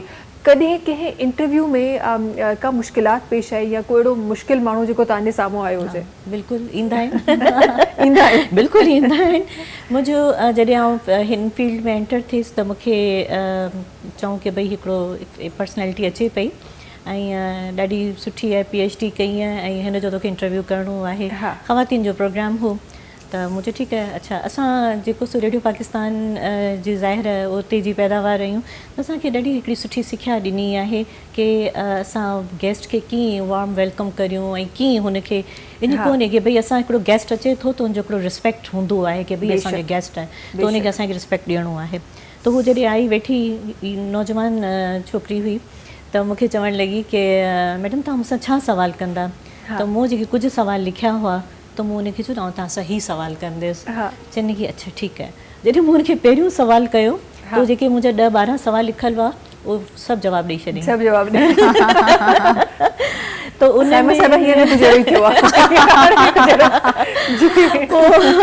पोइ हाणे ज़ाहिर मुंहिंजो उहो पहिरियों जेको सो हिकिड़ो एक्सपीरियंस हो त मूंखे बि इहा सिखिया मिली की बाबा ॾिसो ईअं बि थींदो आहे हा त पोइ हाणे पोइ तंहिंखां पोइ जॾहिं बि मूं वटि गेस्ट ईंदा हुआ त मूंखे चवंदा हुआ की तव्हां छा सुवाल कंदा तव्हां चवंदा बसि इहे जनरल हूंदा तव्हांजे हुन सां रिलेटेड हूंदा पोइ मूंखे इहा ख़बर पई की भई ॾिसो सभिनि खे पाण वांगुरु भोलो या मासूम न सम्झणु घुरिजे त थींदा आहिनि इहे त ज़ाहिर अहिड़े क़िस्म जी ॻाल्हियूं थींदियूं आहिनि पर जेको ॾिसो हिकिड़ो होस्ट हूंदो आहे उहो हाणे आई एम सॉरी टू से कि हाणे जेके न बसि ईअं शौक़िया माण्हू अचनि था अचनि हॉट सीट ते वेही था रहनि चाहे रेडियो हुजे चाहे TV हुजे लेकिन हीअ उहा सीट आहे जेसि ताईं तव्हांखे मालूमात न आहे दुनिया जहान जी जेसि ताईं तव्हांखे ख़बर न आहे ॾिसो कॾहिं बि कंहिं बि वक़्तु को बि गेस्ट अची थो वञे को बि अहिड़ो स्पेशल ॾींहुं अची थो वञे का बि एमरजेंसी अची थी वञे का बि अहिड़ो अलर्ट अची थो वञे त जेसि ताईं असां अगरि प्रोग्राम करियूं पिया असांखे ख़बर कोन हूंदी त असां कीअं माण्हुनि खे ॿुधाए सघंदासीं त माण्हू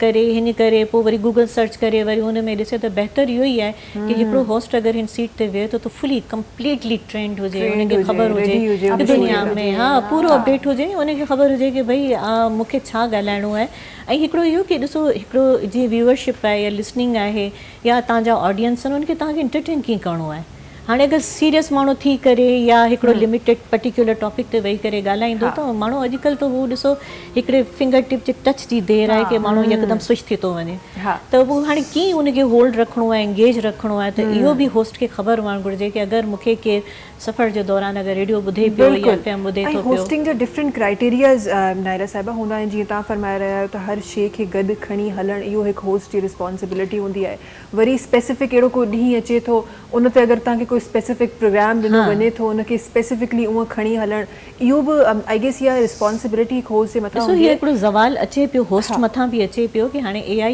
एतिरी अॻिते वधी वई आहे की हाणे होस्टिंग बि उहा ई कंदा हिकिड़ा आर्टिफिशियल इंटेलिजेंस जा रोबोट वेठा हूंदा त उहो असांखां वधीक सुठे फीचर्स में उन्हनि खे विहारे छॾींदा उन्हनि वटि वधीक मालूमात हूंदी ऐं ॿियो TV रेडियो जो त ज़वाल अची वियो FM जो बि माण्हू ॿुधंदा आहिनि हाणे त उहो ब्लूटूथ लॻाए उहो पंहिंजा ई गाना ॿुधंदा आहिनि इलाही घटि माण्हुनि जेके FM बि ॿुधनि था पर उनखे एंगेज करण जे लाइ बि हिकु सुठो कॉन्टेंट आहे सुठे टॉपिक ते ॻाल्हायो पिया सुठो म्यूज़िक अगरि ॾींदा त उहो एंगेज थींदा ॿुधंदा न त न आहे होस्टिंग जो इहो आहे की अगरि तव्हांजी कंपेयरिंग मां या तव्हांजा जेके ड्रामा आहिनि या कंहिं बि प्रोग्राम मां अगरि माण्हू बोर थो थिए त यकदमि माण्हू स्विच करे छॾियो त उनखे होल्ड करण जे लाइ उन्हनि खे एंगेज करण जे लाइ ज़ाहिर जिते दुनिया जहां में एतिरी तब्दीलियूं आयूं आहिनि त उते असांखे बि हाणे तब्दील करण में पंहिंजो पाण खे ऐं पंहिंजे सिस्टम खे पंहिंजे हिन जेके प्रोग्राम जो जेको हिकिड़ो स्ट्रक्चर आहे उनखे ज़रूरत आहे कि माण्हुनि जे हिसाब सां कि अॼुकल्ह माण्हू छा पसंदि कनि था कहिड़ा मसाला पसंदि कनि था ॻाल्हि खे कहिड़े स्टाइल में माण्हू जेको सो डिलीवर करे कि माण्हू ॿुधे असां सां गॾु हुजे त इहे शयूं आहिनि जेके मुंहिंजे ख़्याल में अॼुकल्ह जा जेके होस्ट आहिनि पहिरीं हूंदा बाक़ाइदा होस्ट जेके हूंदा कंपेयर जेके हूंदा कंपेयर ई हूंदा हाणे त आर्टिस्ट बि अची था वञनि ऐं जेके आम माण्हू जेके कुझु अलिफ बे ख़बर कोन्हे उन्हनि खे विहारे था छॾनि त पोइ ज़ाहिर आहे त उहो कुझु वीकनेस थी थियूं वञनि हिन में त इहो कुझु ड्रॉबैक असांजो आहे ऐं तंहिंजे करे अॻिते जेको दौरु अचे पियो या वक़्तु अचे पियो ॾाढो ख़तरनाक अचे पियो न सिर्फ़ु TV जे हवाले सां TV जो जेको इहो दॿो आहे इहो बि हाणे ग़ाइबु थी वेंदो छो जो माण्हू सभु हाणे यूट्यूब ते इहे मोबाइल जे गैजेट्स ते जेको आहे सो उन ते सभु ॾिसी था वठनि की असां कलाक ॿई टाइम ज़ाया करियूं त उहो हाई स्पीड ते लॻाए करे मेन पॉइंट्स उहे ॾिसी था वठनि त बसि असां बि हाणे कुझु सालनि जा ई महिमान आहियूं हा बिल्कुलु तव्हां सही था चयो वक़्त सां गॾु जेको आहे उहो तब्दील थियणु ॾाढो ज़रूरी आहे मां हमेशह हिन ॻाल्हि ते मां पंहिंजे प्रोग्राम्स में बि इहा ॻाल्हि रिपीट कंदी आहियां त जेको तव्हां हिन वक़्तु करे रहिया आहियो अॼु खां अॼु छा सुभाणे बि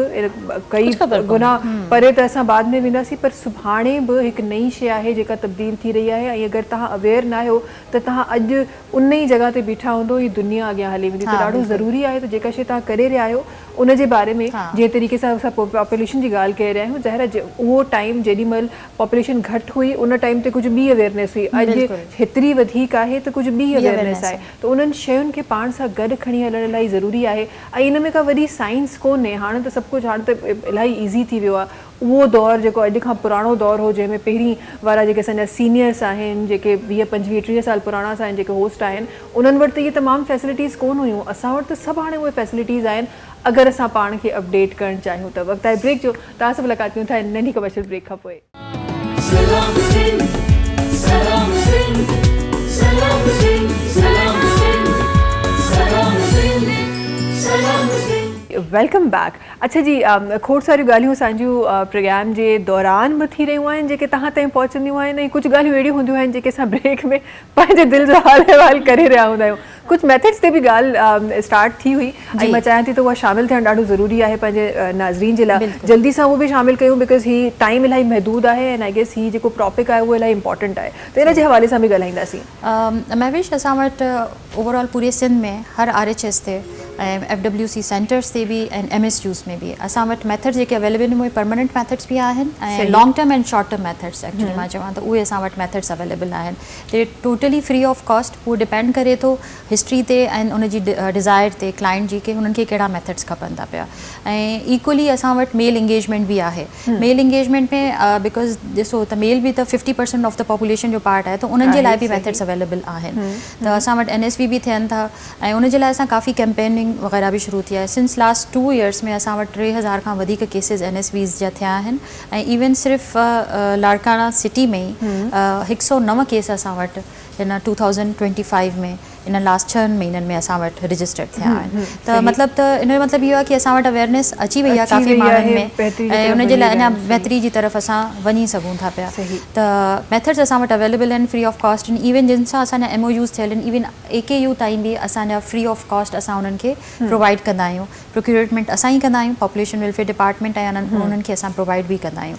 त असांजे हर जॻह ते उहे अवेलेबल आहिनि, चाहे उहो तहसील लेवल आहे, डिस्ट्रिक्ट लेवल आहे। ऐं हींअर त निसार खोड़ो साहब जेके पाकिस्तान पीपल्स पार्टी में PAC जा चेयरमैन बि आहिनि, उन्हनि इहा सजेशन बि ॾिनी आहे जेका अंडर कंसिडरेशन आहे कि हर काउंसिल में हिकिड़ो फैमिली जेको आहे सो इन हिसाब सां कंट्रासेप्शन जे हिसाब सां हिकिड़ो कॉर्नर हुजणु खपे, त जीअं कोई बि माण्हू अनअटेंडेड न हुजे, अनअटेंडेड न वञे। ऐं इन जे अलावा असां वटि हाई इम्पैक्ट प्रैक्टिसिस जेकी ॾाढी ज़रूरत आहे हिन वक़्तु जे वक़्त जी, उहे टर्शरी केयर जेके हॉस्पिटल्स आहिनि, जेके वॾियूं वॾियूं हॉस्पिटल्स आहिनि, उन में असांजूं पोस्ट पार्टम फैमिली प्लानिंग ऐं पोस्ट अबॉर्शन फैमिली प्लानिंग, त यानी तव्हांजो पोस्ट अबॉर्शन खां पोइ ऐं डिलीवरी खां पोइ कोई बि क्लाइंट जिन खे ज़रूरत आहे उहो वापसि न वञनि, उहो उते ई उन्हनि जा जेके मेथड्स आहिनि उहे उते यूज़ करे सघनि था पिया। ऐं जॾहिं उन्हनि जी मर्ज़ी हुजे कि हो चेंज कनि ऐं दे डिज़ायर फॉर अ बेबी, त हो उनखे रिमूव बि कराए सघनि था। अच्छा, हिते साइमा साहिब हिकु जेको असां वटि सभिनी खां वधीक जेको प्रॉब्लम हूंदो आहे उहो असांजे माइंड सेट जो हूंदो आहे। असां वटि हिकु जनरल माइंड सेट आहे त असां कंहिं अहिड़े मैथड जी तरफ़ वञी रहिया आहियूं त ख़बर न आहे असां पंहिंजे पाण खे नुक़सानु पहुचाए रहिया आहियूं, या ईंदड़ जेका जनरेशन जेको अजीब हिकु वैक्सीनेशन जो हिकु आयो वैक्सीनेशन, डिफरेंट शयूं डिफरेंट ॻाल्हियूं माण्हुनि जूं हूंदियूं आहिनि। सो हिन वक़्तु तव्हांजे डिपार्टमेंट खे कहिड़ा उहे ही त हिकु वॾो चैलेंज आहे जेको न सिर्फ़ु तव्हांजो डिपार्टमेंट आहे, को बि डेवलपमेंट जी तरफ़ डिपार्टमेंट वञी रहियो उहो फेस करे रहियो आहे, कहिड़ा उहे ॿिया प्रॉब्लम्स आहिनि या कहिड़ा उहे ॿिया चैलेंजिस आहिनि जेको तव्हांजो डिपार्टमेंट फेस करे रहियो आहे हिन वक़्तु? ॾिसो, डिपार्टमेंट हिन वक़्तु जेके असां चैलेंजिस फेस करे रहिया आहियूं, त रूरल में त मां तव्हांखे ॿुधायो त ऑलरेडी तव्हांजो MMR डबल आहे, उते तव्हांखे वधीक महिनत जी ज़रूरत आहे ऐं करे बि रहिया आहियूं। सेकेंड, जंहिंजे करे हर काउंसिल में असां चाहियूं था कि हिकिड़ो ॿियो बि अची वञे, जंहिंमें असांखे कोऑर्डिनेशन जी ज़रूरत आहे, वधीक फंडिंग जी ज़रूरत आहे। सेकेंडली, कराची हिकिड़ो वाहिद शहर आहे पाकिस्तान जो जंहिंमें अर्बनाइज़ेशन बि ॾाढी आहे, तव्हांजा पूरा जेको आहे इन्फ्लक्स ॾाढो आहे, सिर्फ़ु सिंध जो न आहे बल्कि पूरे पाकिस्तान जो आहे। ऐं इन जे अलावा असां वटि माइग्रेशन जेका आहे सा आउटवर्ड माइग्रेशन बि आहे ॿियनि कंट्रीज़ जी बि, त कराची जेको आहे न सो उनखे हैंडल करणु ॾाढो ॾुखियो आहे। त हिन तव्हां वटि स्लम एरियाज़ बि आहिनि, किथे तव्हां वटि वधीक कम जी ज़रूरत आहे, किथे घटि कम जी ज़रूरत आहे, पोश बि आहे। त कराची में बि असांखे काफ़ी चैलेंजिस आहिनि, ईअं न आहे कि भई सिटी आहे त तव्हांखे उते चैलेंजिस न आहिनि। उते बि असांजो काफ़ी बहितरीनु कमु हली रहियो आहे। High impact practices tertiary care hospitals असां वटि काफ़ी आहिनि, उते हली रहियो आहे सही, उन सही। हिसाब सां। सही, जी, बिल्कुलु। सो कम माशाल्लाह सां ऐं ॿियो ॾाढो- असांजो जी। जेको हिकिड़ो ॿियो बि इनिशिएटिव आहे जेको असांजे डिपार्टमेंट ॾे हिन जो क्रेडिट वञे थो, ECR जो इलेक्ट्रॉनिक क्लाइंट रिकॉर्ड, उहो असां ई शुरू कयो आहे पाकिस्तान में ऐं असांखे ॾिसी रिप्लिकेट कनि पिया ॿिया प्रोविंसिस में। उन में त पहिरियां जेके फेक रिपोर्टिंग थींदी हुई की हेतिरा क्लाइंट्स आया, हाणे उहा नथी थी सघे। तव्हां वटि उन टाइम ते ई थींदी ऐं उहे तव्हां किथे बि वेही उन मां डेटा कढी सघंदा त तव्हांजा केरु आहिनि ऐं कहिड़े तरीक़े सां, मतिलबु डिजिटलाइज़ उनखे असां करे छॾियो आहे। त उहो असांजो रियल टाइम जेको क्लाइंट जो उन में अची वियो आहे, जेको तव्हांजो स्टैटिस्टिकली जेको आहे सो काफ़ी पावरफुल बि वेंदो। त उहो असांजो ॾाढो उन जे हिसाब सां क्रेडिट में अचे थो पियो। तंहिं करे असांजो CPR बि काफ़ी हद ताईं बहितर थियो आहे, असांजी डिमांड बि वधी आहे, जंहिं ते असां फोकस करे रहिया अच्छा आहियूं। साईं, मतिलबु हिकु शइ जेका असां शायदि उन सख़्ती सां शायदि असां इम्प्लीमेंट नथा कराए सघूं, बट आई गेस अगरि असां कराइण वञूं त शायदि काफ़ी सारियूं शयूं थी वञनि थियूं। वैक्सीनेशन जे टाइम तव्हांखे बि नाला साहिब यादि हूंदो त असां जा माण्हू वैक्सीनेटेड न हुआ, न पे विया त असांजी फॉरन चई छॾियो हुननि जो सिम कार्ड बंदि थी वेंदो, हुननि खे हे बि न वेंदो। नॉन फाइलर्स जेके आया पिया उन्हनि जे लाइ असां मुश्किलातूं क्रिएट करे छॾियूं त तव्हांखे बैंक अकाउंट बि नथा खोले सघो, तव्हां गाॾी बि नथा ख़रीदे सघो।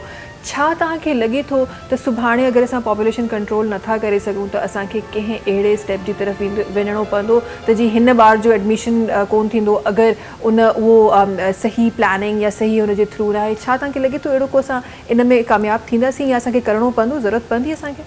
मुंहिंजे ख़्याल में त इन करण जी ज़रूरत त न पवंदी, उन में नथो तव्हांजो जेको आहे न सो फिट थिए। बाक़ी इहो आहे त असां इन में एतिरो कमु हाणे कयो आहे की सियाना प्रेस हिकिड़ो न्यू कंट्रासेप्टिव आहे, उहो इंट्रोड्यूस आहे, उहो असां actually empower to the women कयो आहे। उन में कीअं त उहा सेल्फ इंजेक्टेबल आहे, उनखे उन ते सेंटर ते वञण जी ज़रूरत न आहे, ठीकु आहे। या जेकॾहिं उनखे कोई प्रॉब्लम आहे, कोई ॿिया इशूज़ आहिनि, ट्रांसपोर्ट जा इशूज़ आहिनि, त उनखे तव्हां बिल्कुलु सेल्फ इंजेक्टेबल हिकिड़ी स्मॉल इंजेक्शन आहे, उहा 3 मंथ्स जी कंट्रासेप्शन कराईंदी आहे। त उहो यंगर पॉपुलेशन में प्लस में तव्हांजी जेका पॉपुलेशन जेके इम्पावर करण नथियूं अचनि, तव्हां उन्हनि खे उहो ॾेई छॾियो, त उहो ॾाढो सक्सेसफुली उहो असांजो प्रोग्राम, उहो सिंधी इनिशिएटिव वरितो आहे। उन खां पोइ असां हुननि जे डिफरेंट प्रोविंसिस में वञी हुनजी असां ट्रेनिंग्स बि करायूं आहिनि, त हाणे उते बि स्टार्ट थियण वारो आहे, इवन इस्लामाबाद में, GB में, कश्मीर में। त इहो क्रेडिट बि इन में आहे त उन में असांजी विमेन काफ़ी इम्पावर थींदी जेकॾहिं असां हिनखे सही तरीक़े सां रोल आउट कयूं। सही। अच्छा नायल साहिब, तव्हांजी तरफ़ ईंदमि में माशाल्लाह तव्हां हिकु वॾो अरसो ज़ाहिरा हिन फील्ड खे ॾिनो आहे, इंडस्ट्री खे ॾिनो आहे, वॾो अरसो तव्हां पंहिंजे लफ़्ज़नि सां माण्हुनि खे इंस्पायर बि कयो आहे, चाहे उन में जॾहिं तव्हां एज़ एन एनालिस्ट तव्हां ॻाल्हाए रहिया आहियो, एज़ एन RJ तव्हां ॻाल्हाए रहिया आहियो, या एज़ एन कंपेयर तव्हां ॻाल्हाए रहिया आहियो, तव्हांखे छा थो लॻे? छो त ही तमामु जेकी फील्ड्स आहिनि, या तव्हां राइटिंग बि करे रहिया आहियो, तमामु जेकी फील्ड्स आहिनि उहे लफ़्ज़नि सां ई ज़ाहिरा उनजो पावर आहे, लफ़्ज़ उनजो पावर आहे। तव्हांखे छा थो लॻे त सही तरीक़ो उन लफ़्ज़नि खे, बिकॉज़ ज़ाहिर हर माण्हू वटि हिकु लिमिटेड लफ़्ज़ आहिनि, ऐं तव्हां जॾहिं एतिरा कुझु गॾु कयो था त तव्हांखे ॿिया लफ़्ज़ कॾहिं किथे न किथे तव्हांजा लफ़्ज़ खुटी रहिया आहिनि।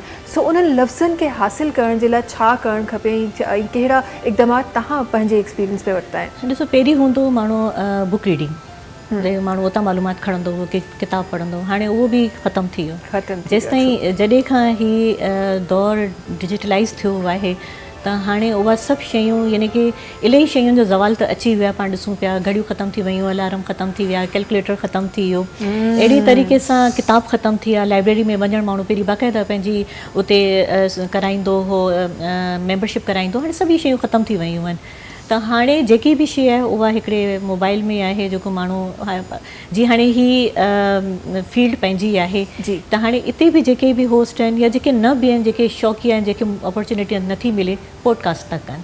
त इहे त हाणे अगरि माण्हू मूंखे या तव्हां या कुझु बि आहियूं त पाण जेसि ताईं इहे ॿुधंदासीं कोन, पढ़ंदासीं कोन, ऐं हाणे असांजी नज़र अहिड़ी आहे, असां रस्ते ते हलंदा आहियूं त की अगरि हज़ारे माण्हू असांखे नज़र अचनि पिया त हज़ारे कहाणियूं बि ज़हन में ठहनि थियूं, ऐं हर उहा ॻाल्हि अचे थी की भई हिन सां ही हूंदो, हिन सां ही, त उहा हिकिड़ी क्रिएटिविटी ठहंदी वेंदी आहे, हिकिड़ी डीप ऑब्ज़र्वेशन असांजी हूंदी आहे।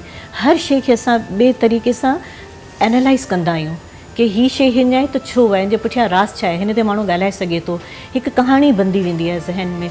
त ज़ाहिर आहे हर प्रोफेशन, अगरि डॉक्टर हूंदो त उहो कंहिंखे ॾिसंदो त उनखे बीमारियूं ज़हन में ईंदियूं, अगरि को वकील हूंदो त उहो ॾिसंदो त उनखे इहो हूंदो हिन जे मथां ही कानून लागू थिए थो, त अहिड़ी डिफरेंट एंगल्स हूंदा आहिनि। त असांजा बि इहे आहिनि कि ज़रा डीप ऑब्जर्वेशन हलंदी रहंदी आहे। असां बि ॾिसंदा रहंदा आहियूं कि मुआशरती सिस्टम में जेकी असांखे ख़राबी नज़र अचनि पियूं। ॾिसो जॾहिं बि तव्हां दुनिया में ऐं इलाही मुल्कनि में वई आहियां, जॾहिं बि माण्हू खे एयरपोर्ट खां ॿाहिरि निकिरंदो आहे त सभ खां अच्छा एयरपोर्ट ते ई ख़बर पवंदी आहे डिसिप्लिन जी, यूनिटी जी, ऐं उते जा माण्हू केतिरा एजुकेट आहिनि ऐं उहो कहिड़े क़िस्म जा आहिनि उहो असांखे उतां ई ख़बर पइजी वेंदी आहे। उतां खां पोइ जॾहिं ॿाहिरि रोड ते ईंदो आहे त जेके रोड ते माण्हू हलंदा पिया आहिनि, जेको इंफ्रास्ट्रक्चर आहे उन सां ख़बर पवंदी आहे ही क़ौम कीअं आहे, ही मुल्क केतिरो तरक़ी पज़ीर आहे या तरक़ी याफ़्ता आहे।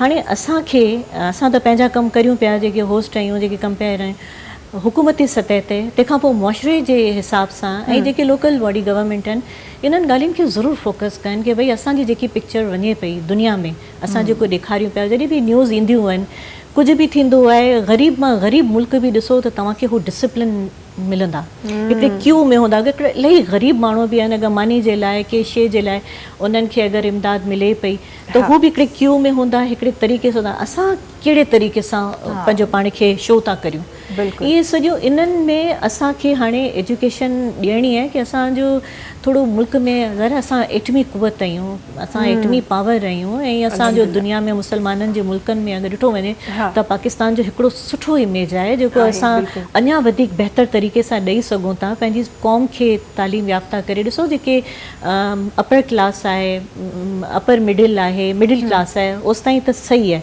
उहे त गाॾी खां ॿाहिरि ई नथा निकिरनि, उहे त जिते उन्हनि खे वञिणो आहे डेस्टिनेशन ताईं उते गाॾी ॿियारनि था, उतां ई वरी अंदरि विहनि था। जेके रस्ते ते असांखे माण्हू नज़र था अचनि, जेकी सिचुएशन नज़र अचे थी, जेके हालात नज़र अचनि था, हाणे कंट्रोल इन्हनि खे करणु घुरिजे, इन्हनि खे अवेयरनेस ॾियणु घुरिजे। रस्ते ते हलण जा आदाब, बस स्टॉप ते बीहण जा आदाब, पंहिंजी सफ़ाई सुथराई जा आदाब, जेको चवंदा आहिनि कि निस्फ़ ईमान आहे, उहो अधु ईमान त असां हिते ई ख़तरे में। ॾिसो गुरबत जो तालुक़ सफ़ाई सां कोन्हे, साफ़ सुथरो असांजो जेको पिक्चर वञे पई दुनिया में, ज़रा को बि अहिड़ो सिचुएशन थिए थी त उहो ॾेखारनि था, हिकिड़ी फिल्म ॾेखारनि था, उहो फिल्म में जेके माण्हू अचनि पिया, जे हुलिये में अचनि पिया, जे तरीक़े में अचनि पिया, त सम्झनि था पाकिस्तानी सभु अहिड़ा आहिनि। हाणे इहे इन्हनि माण्हुनि खे थोरो सो एजुकेशन ॾियणु घुरिजे, एजुकेट करणु घुरिजे, ट्रेन करणु घुरिजे, उन जे लिबास जे हवाले सां, उन जे उथणु विहणु खाइणु पीअणु तौर तरीक़ा कहिड़ो हुअणु घुरिजे, कि डिसिप्लिन कीअं हुजे, कि रस्ते ते जिते जंहिंजो दिलि चाहियो गाॾी ॿियारे छॾी,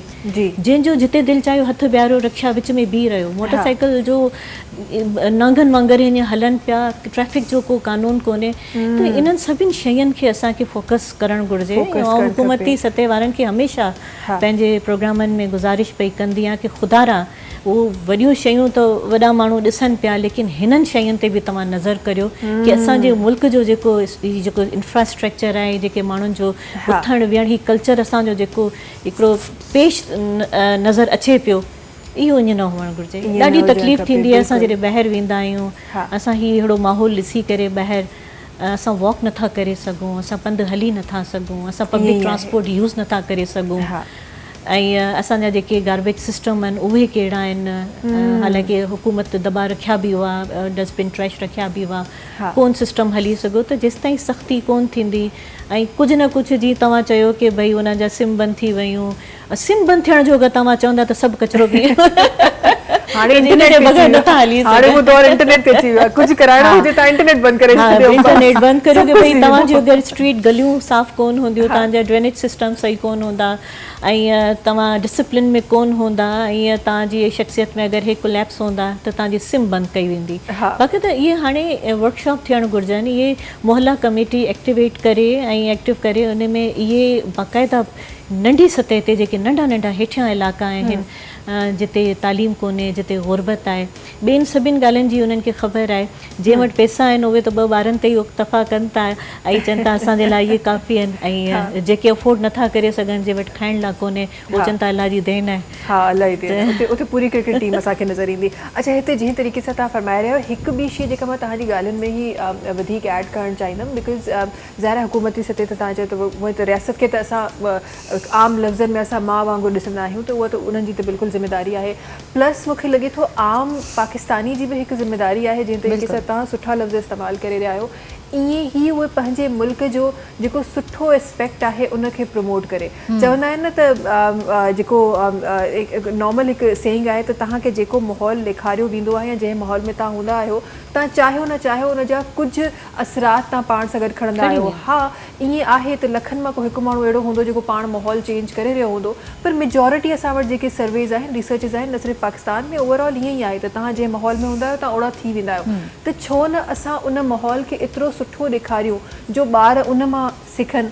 अॼु जेको असां पंहिंजे न्यूज़ चैनल्स ते, पंहिंजे सोशल साइट्स ते, डिफरेंट शयुनि ते अॼु जिथे असां बुरियूं शयूं ॾेखारे रहिया आहियूं, छो न उन्हनि खे तब्दील करे असां सुठनि में ॾेखारियूं, ताकी जेको अगरि को बुरो माण्हू बि ॾिसी रहियो आहे, हा उहो शायदि फ़ौरन चेंज न कंदो, पर आहिस्ता आहिस्ता उहो बि उहो ॾिसी शायदि ओड़ो चेंज अची वञे। ॾिसो मैं बि ईअं थींदो आहे की अगरि ॾिसो रस्ते ते माण्हू थुकूं फिटियूं कनि पिया, तव्हां ॾिठो हूंदो, तव्हां हलंदा त तव्हांजो दिलि ई कोन चवंदो की पेर पट ते रखो। त केरु जेको फिटी करे बि केरु हुनखे चवंदो आहे तूं छा पियो करी, कंहिंखे हिमत ई कोन्हे चवण जी न, असांजी त छा मजाल असां कंहिंखे चई सघूं। ऐं अहिड़े तरीक़े सां हलनि पिया त कपिड़ा अहिड़ा ख़ारिशूं पिया करनि, मतिलबु हिकिड़ो अहिड़े हुलिये सां ऐं अहिड़े तरीक़े सां उहे हलनि पिया, जेको हिकिड़े कराची जहिड़ो शहर, हिकिड़ो पढ़ियलु लिखियलु ऐं जंहिंजो दुनिया में हिकिड़ो रोशनियुनि जो शहर जे हिसाब सां ऐं आबादी जे हिसाब सां, ऐं उते जॾहिं हिकिड़ो पाकिस्तान खां ॿाहिरि को फॉरेनर अची वञे, उहो जॾहिं ॾिसंदो त उहो छा खणी वेंदो, उहो कहिड़ो इमेज खणी वेंदो। बिल्कुलु बिल्कुलु बिल्कुलु ईअं ई आहे। अच्छा जी, जल्दी सां ब्रेक जी तरफ़ हलूं था ऐं इंशाल्लाह वापसि अची अञा प्रोग्राम बाक़ी आहे, अञा कुझु ॻाल्हियूं बाक़ी आहिनि जेके इंशाल्लाह प्रोग्राम में शामिल करणियूं आहिनि। वक़्तु आहे ब्रेक जो, तव्हां सां मुलाक़ात कयूं था इन नंढी कमर्शियल ब्रेक खां पोइ। सलाम सिंध सलाम सिंध सलाम सिंध सलाम सिंध सलाम सिंध सलाम सिंध। Welcome back. अच्छा जी, खोड़ सारियुनि शयुनि ते त असां ॻाल्हाए ई रहियासीं, पर असां जॾहिं पॉपुलेशन जी ॻाल्हि कंदा आहियूं त साहिरा हुनजो वधण जो जेको सिलसिलो आहे उहो ॿारनि खां स्टार्ट थींदो आहे। ॿारनि ते त असांजी नज़र ई कोन वई आहे साहिबा। ॿारनि जी हेल्थ जे हवाले सां मूंखे ज़रूरु ॿुधाइजो त छा कमु थियणु खपे, छा कमु थी रहियो आहे, अवेयरनेस केसि ताईं पहुची रही आहे? महविश, जिते माउ जे हिसाब सां अवेयरनेस वञे पई उते ज़ाहिर आहे ॿार पार्ट एंड पार्सल आहे, जेको बि माउ जी सिहत जो असरु आहे उहो ॿार ते ज़रूरु पए थो पियो। त जीअं मां तव्हांखे ॿुधायो त असांजो मैटरनल मोर्टिलिटी रेट त ॾाढो हाई आहे। असां वटि ॾिसो, गॉड फॉरबिड कोई जहाज़ किथे क्रैश थींदो आहे त उहो केॾो हाईलाइट्स में ईंदो आहे। असांजी जेका मदर्स आहिनि, जेकॾहिं उन्हनि जी मैटरनल मोर्टिलिटी असां ॾिसूं त एतिरो आहे की 4.5 जहाज़ भरियल जेकॾहिं प्रेगनेंट माइनि जा हुजनि उहे तबाह थी था वञनि। मतिलबु एतिरी असांजी मैटरनल मोर्टिलिटी आहे, पर उन ते कंहिंजो ध्यानु ई नथो वञे। छो नथो वञे? जीअं मां तव्हांखे ॿुधायो, डिज़ीज़ त न आहे न इहा, त ॿारनि ते डेफिनेटली इम्पैक्ट पए थो, उनजी फैमिली तबाह थी वञे, या जेकॾहिं मदर्स जेके बची बि वञनि थियूं, रिपीटेड प्रेगनेंसीज़ जे करे ॿार बि कमज़ोर पैदा थियनि था। त हींअर जेका स्टेटिस्टिक्स आहिनि उहे इहे आहिनि की जेके अंडर 5 जेके असांजा ॿार आहिनि उहे 50% malnutrition and stunted Sindh जा ॿार। मतिलबु असांजी जेका न्यू जनरेशन आहे उहा तव्हां ॾिसो की हिन वक़्तु असां उहा पैदा करे रहिया आहियूं जिन जा अॻियां हली IQs लो थी वेंदा। त एतिरी जेतिरा असांजी 64% जेका पॉपुलेशन आहे हींअर, जेका यूथ पॉपुलेशन आहे, ऐं हे जेके सुभाणे उन्हनि में एड थींदा, त छा असां उहो अफोर्ड करे सघंदासीं की असां वटि लो IQ जा ॿार हुजनि? उहे अॻियां हली कहिड़ी प्रोडक्टिव सोसाइटी ठाहींदा, उहे अॻियां हली कहिड़ा प्रोडक्टिव मेंबर थींदा असांजे मुल्क जा या असांजी सोसाइटी जा, असांजी कम्यूनिटीज़ जा? त इहो हिकिड़ो वॾो सवालिया निशान आहे। इन ते जॾहिं जेसि ताईं ॿई इंटरकनेक्टेड आहिनि, तव्हां मैटरनल हेल्थ कमु जेको थी रहियो आहे, जेकॾहिं उहे सही सां स्पेसिंग ऐं इन जी तरफ़ न ईंदियूं त इन जो डेफिनेटली इफेक्ट तव्हांजे ॿार ते त पवंदो ई। त हींअर पाकिस्तान में 45% आहे स्टंटिंग अंडर 5, ऐं सिंध में जेका आहे न असां 50% आहे। त हालात एतिरा असांजा हींअर आहिनि, त इन में असांखे बिल्कुलु सोचणु खपे त कहिड़े तरीक़े सां असांखे इहे शयूं अॻियां हलाइणियूं आहिनि, ऐं असां अफोर्ड पाकिस्तान कोन करे सघंदो की अॻियां असांजा लो IQs बेबीज़ आहिनि। तव्हांजा कॉम्पिटिटर्स ॾिसो किथे पहुची विया आहिनि।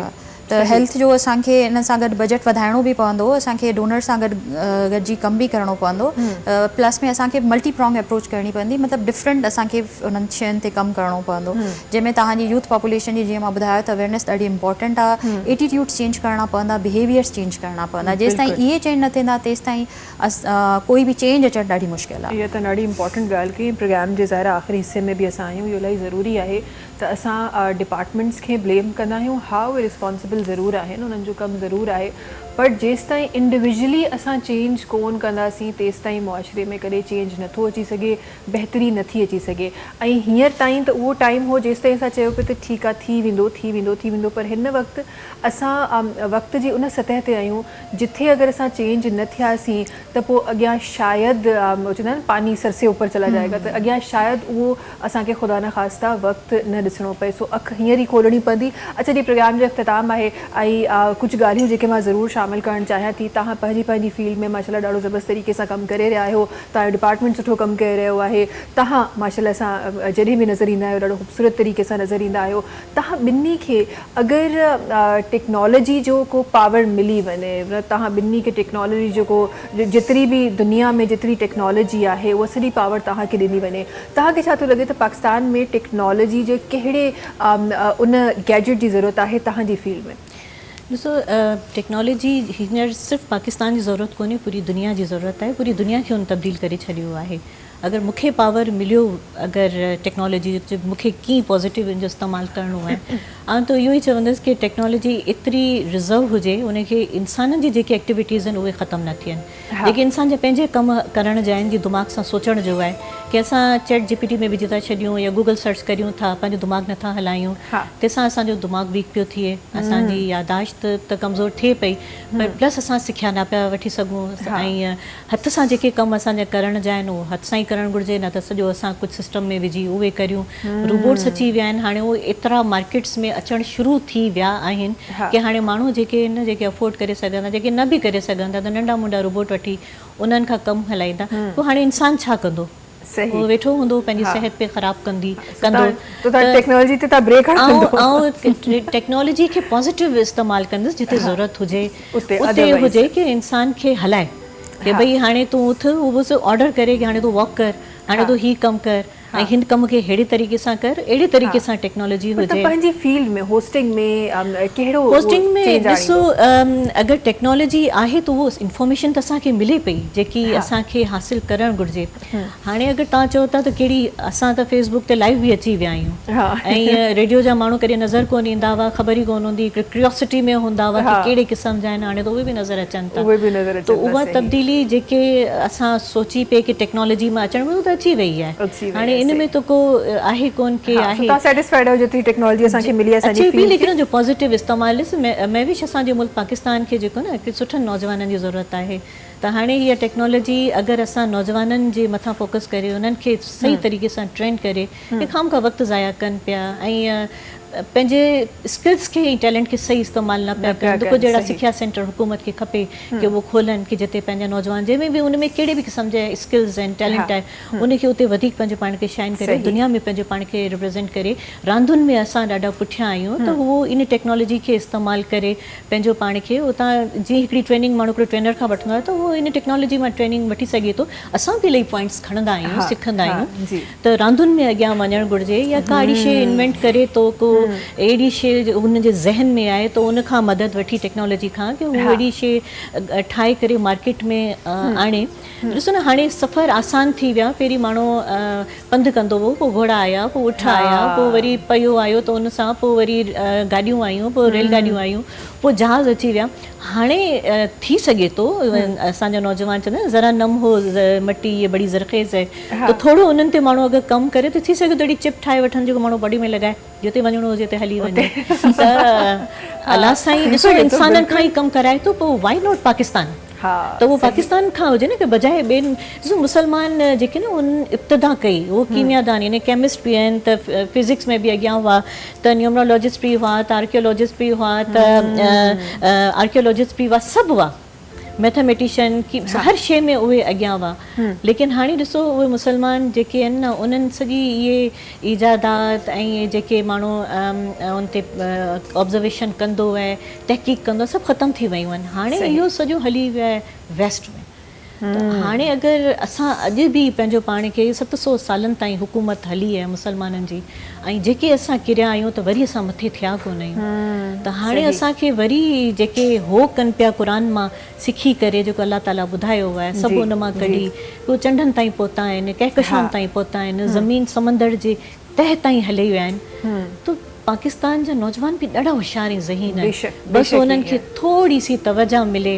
ऐं इन्हनि जे लाइ इहो कबो कि उन्हनि खे मोटिवेट करण जे लाइ कुझु अहिड़ा प्रोग्राम्स हुअणु घुरिजनि जंहिंसां हू मोटिवेट थियनि ऐं हू अचनि ऐं पंहिंजो पाण खे सिख्या में विझनि, त जीअं हुननि खे हिकिड़ो ब्राइट फ्यूचर ॾेखारे करे त हुननि जो त फ्यूचर ब्राइट थींदो, उन्हनि जे माइटनि जो त नालो रोशन थींदो, पर सोचो पाकिस्तान किथे पहुचींदो। बिल्कुलु बिल्कुलु सही तव्हां फरमायो। अच्छा, ही जल्दी सां तव्हांजी तरफ़ अचणु चाहियां थी, ऐं जंहिं डिपार्टमेंट में तव्हां आहियो, अगरि उन डिपार्टमेंट मां का हिकिड़ी शइ, हिते त असां टेक्नोलॉजी में छा असां करे सघूं था इन जी ॻाल्हि थी, पर का अहिड़ी शइ जेका तव्हांखे उन डिपार्टमेंट मां ख़तमु करणी हुजे, त उहा छा शइ हूंदी?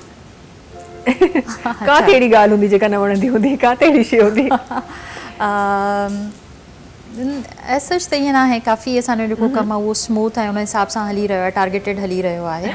त मुंहिंजे ख़्याल सां ईअं न, बाक़ी हा ऐड करण जे हिसाब सां मां करे सघां थी कि ऐड असां करे सघूं था। जीअं डिजिटलाइज़ेशन जो दौर आहे, त digitalization in public health is very important. इन करे जो तव्हां एॾी 41 मिलियन पॉपुलेशन खे तव्हां प्रिवेंटिव ते जेकॾहिं न वेंदव त एॾनि खे तव्हां केयर त नथा करे सघो न, त प्रिवेंटिव इज़ वेरी इंपॉर्टेंट। त डिजिटलाइज़ेशन टूल्स कुझु असांखे यूज़ करणा पवंदा, because this is the need of the time. त उन में जेके बि लेटेस्ट हुजनि उहे असां अहिड़े तरीक़े सां इस्तेमालु कयूं जो असांजी काफ़ी पॉपुलेशन रूरल पॉपुलेशन आहे, त जेका जीअं पेंडेमिक जो टाइम हुयो, कोविड जे टाइम ते असांजी जेके आहिनि से लेडीज़ूं अची कोन पेयूं सघनि सेंटर्स ते, या कुझु ॿिया बि इशूज़ हुया, त उन्हनि वटि डिजिटल टूल्स जेकॾहिं हुजनि त उन्हनि खे उते ई अवेयरनेस बि मिली वञे, उन्हनि खे उहे शयूं नो हाउ बि थी वञे, ऐं उन्हनि जो कहिड़े तरीक़े सां इस्तेमालु आहे उहो उन्हनि खे डोर स्टेप ताईं मिली बि वञनि। त आई विश के नियर फ्यूचर में असां इन जे क़ाबिल एतिरो थी वेंदासीं। अगरि तव्हां चवंदा, मैं विश तव्हां चवंदसि कहिड़ी टेक्नोलॉजी ऐं फ़ाइदो वठणु चाहींदसि कि जेको इंसान कूड़ ॻाल्हाए या करप्शन हुजे त उन जी शक्ल मटिजी वञे, त बसि पोइ इन करप्शन ख़तमु थी सघे थी। अच्छा, उहा टेक्नोलॉजी एक्चुअली उहा किथे न किथे यूज़ त थी आहे, ऐं आई गेस ख़बर न आहे छो मूंखे इहा ॻाल्हि सम्झ में न ईंदी आहे, इन्हनि शयुनि खे असां कानून में छो नथा इन्वॉल्व करे सघूं, बिकॉज जेॾीमहिल तव्हां कूड़ ॻाल्हाईंदा आहियो ओॾीमहिल तव्हांजो हार्ट रेट, तव्हांजो नर्वस सिस्टम उहो त नज़र नथो अचे न, शक्ल फिरी वञे, साम्हूं नज़र अचे, परे खां ख़बर पए त ही कूड़ो आहे। सो इहा करप्शन ख़तमु थी सघे थी, पोइ ईमानदारी अची सघे थी। जॾहिं ईमानदारी ईंदी त पोइ बसि सच हूंदो, त पोइ बसि इहो ख़ूबसूरती हूंदी ऐं तरक़ियूं हूंदियूं, कामयाबियूं हूंदियूं। बिल्कुलु बिल्कुलु, इंशाल्लाह इहा वाकई सही ॻाल्हि आहे, इहा अचणु खपे वाकई में। अच्छा जी, थैंक यू सो मच तव्हां ॿिन्ही जो असांजे प्रोग्राम में शामिल थियण जो, ख़ूबसूरत ॻाल्हियूं असांजे प्रोग्राम में रखण जो। अच्छा जी, हिन प्रोग्राम जो अॼोके एपिसोड जो टाइम जेको आहे उहो ऑलमोस्ट ख़तमु थी चुको आहे। शोभ भाई जो आवाज़ इंशाल्लाह आख़िर में शामिल करणो आहे। तव्हां सां मुलाक़ात इंशाल्लाह वरी 2 ॾींहंनि जी छुटी खां पोइ थींदी। सो वीकेंड प्यारे प्यारे गुज़ारियो, ख़ूबसूरत गुज़ारियो। अॼु जेके प्रोग्राम में ॻाल्हियूं थियूं उन्हनि ते हिकु दफ़ो सोच ज़रूरु रखिजो, बिकॉज़ हे ॿिए कंहिंजे न, तव्हांजे मुंहिंजे फ़ाइदे जो ई अमल आहे। अगरि असां इन ट्रैक ते हलणु असां स्टार्ट करे था छॾियूं त तव्हांजे ऐं मुंहिंजे फ़ाइदे लाइ ई थींदो, बिकॉज़ चवण जे लाइ शायदि ही मुआशराती चेंज आहे, पर उन मुआशरे में रहण वारो जेको इंसानु आहे उहो तव्हां ऐं मूं जहिड़ो ई इंसानु आहे। इंशाल्लाह मुलाक़ात मंडे ते कंदासीं। तेसि ताईं सभिनी खे ॾींदा इजाज़त। अल्लाह हाफ़िज़ जी। शो भाई, अल्लाह रसूल का है, जन्नत रसूल की जाएगी कैसे दोज़ख में उम्मत रसूल की, कि भर दो झोली हम सब की,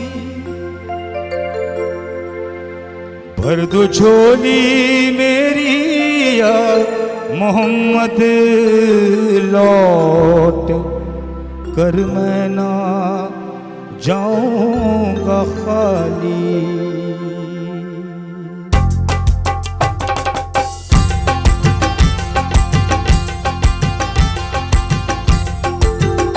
भर दो झोली मेरी या मोहम्मद, लौट कर मैं ना जाऊंगा खाली। भर दो झोली मेरी या मोहम्मद, लौट कर मैं ना जाऊंगा खाली। अपने प्यारों का उन नवासों का सदका अता हो, अपने प्यारों का सदका अता हो। किसने चल में गर्दन कटा ली, भर दो झोली भर दो झोली।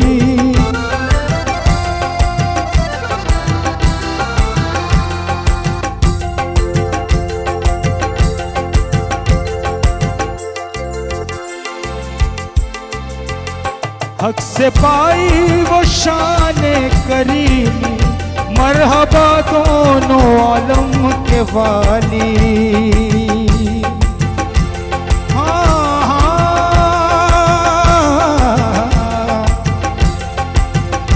सरे महशर गुनाहगारों से परस्तिश जिस घड़ी जिस दम होगी,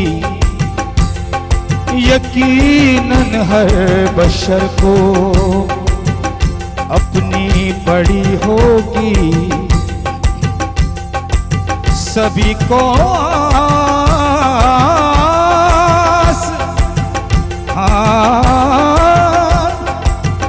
सभी को आस कमली वाले से लगी होगी। तो ऐसे में मोहम्मद की सवारी आ रही होगी। तो ऐसे में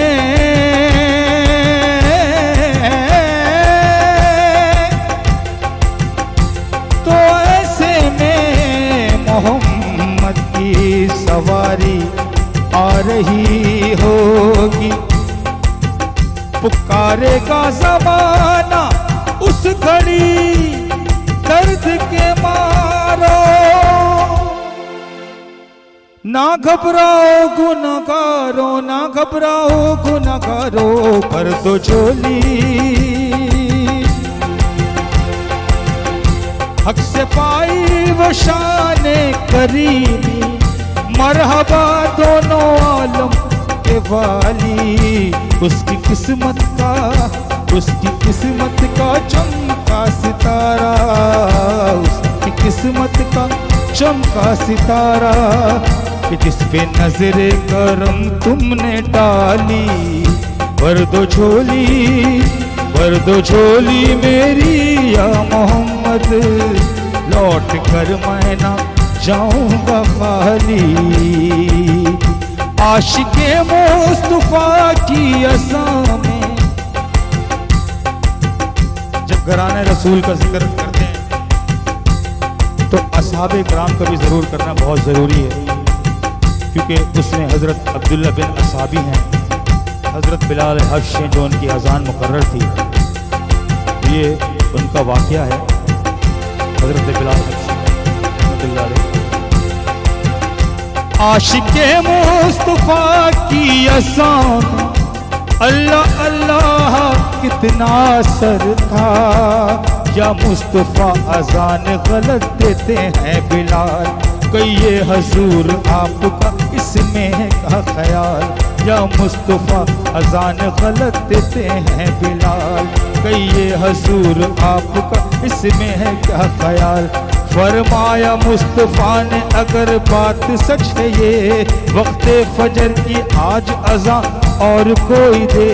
हजरत बिलाल ने जो अज़ाने सहर न दी, हजरत बिलाल ने सहर न दी। हजरत बिलाल ने जो अज़ाने सहर न दी।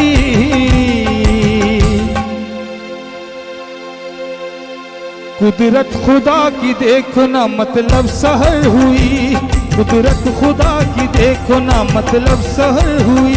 आशिके मुस्तफा की अज़ा में अल्लाह अल्लाह कितना असर था।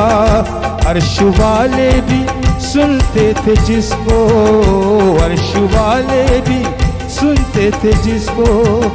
क्या अज़ा थी अज़ाने बिलाली, अर्श वाले भी सुनते थे जिसको।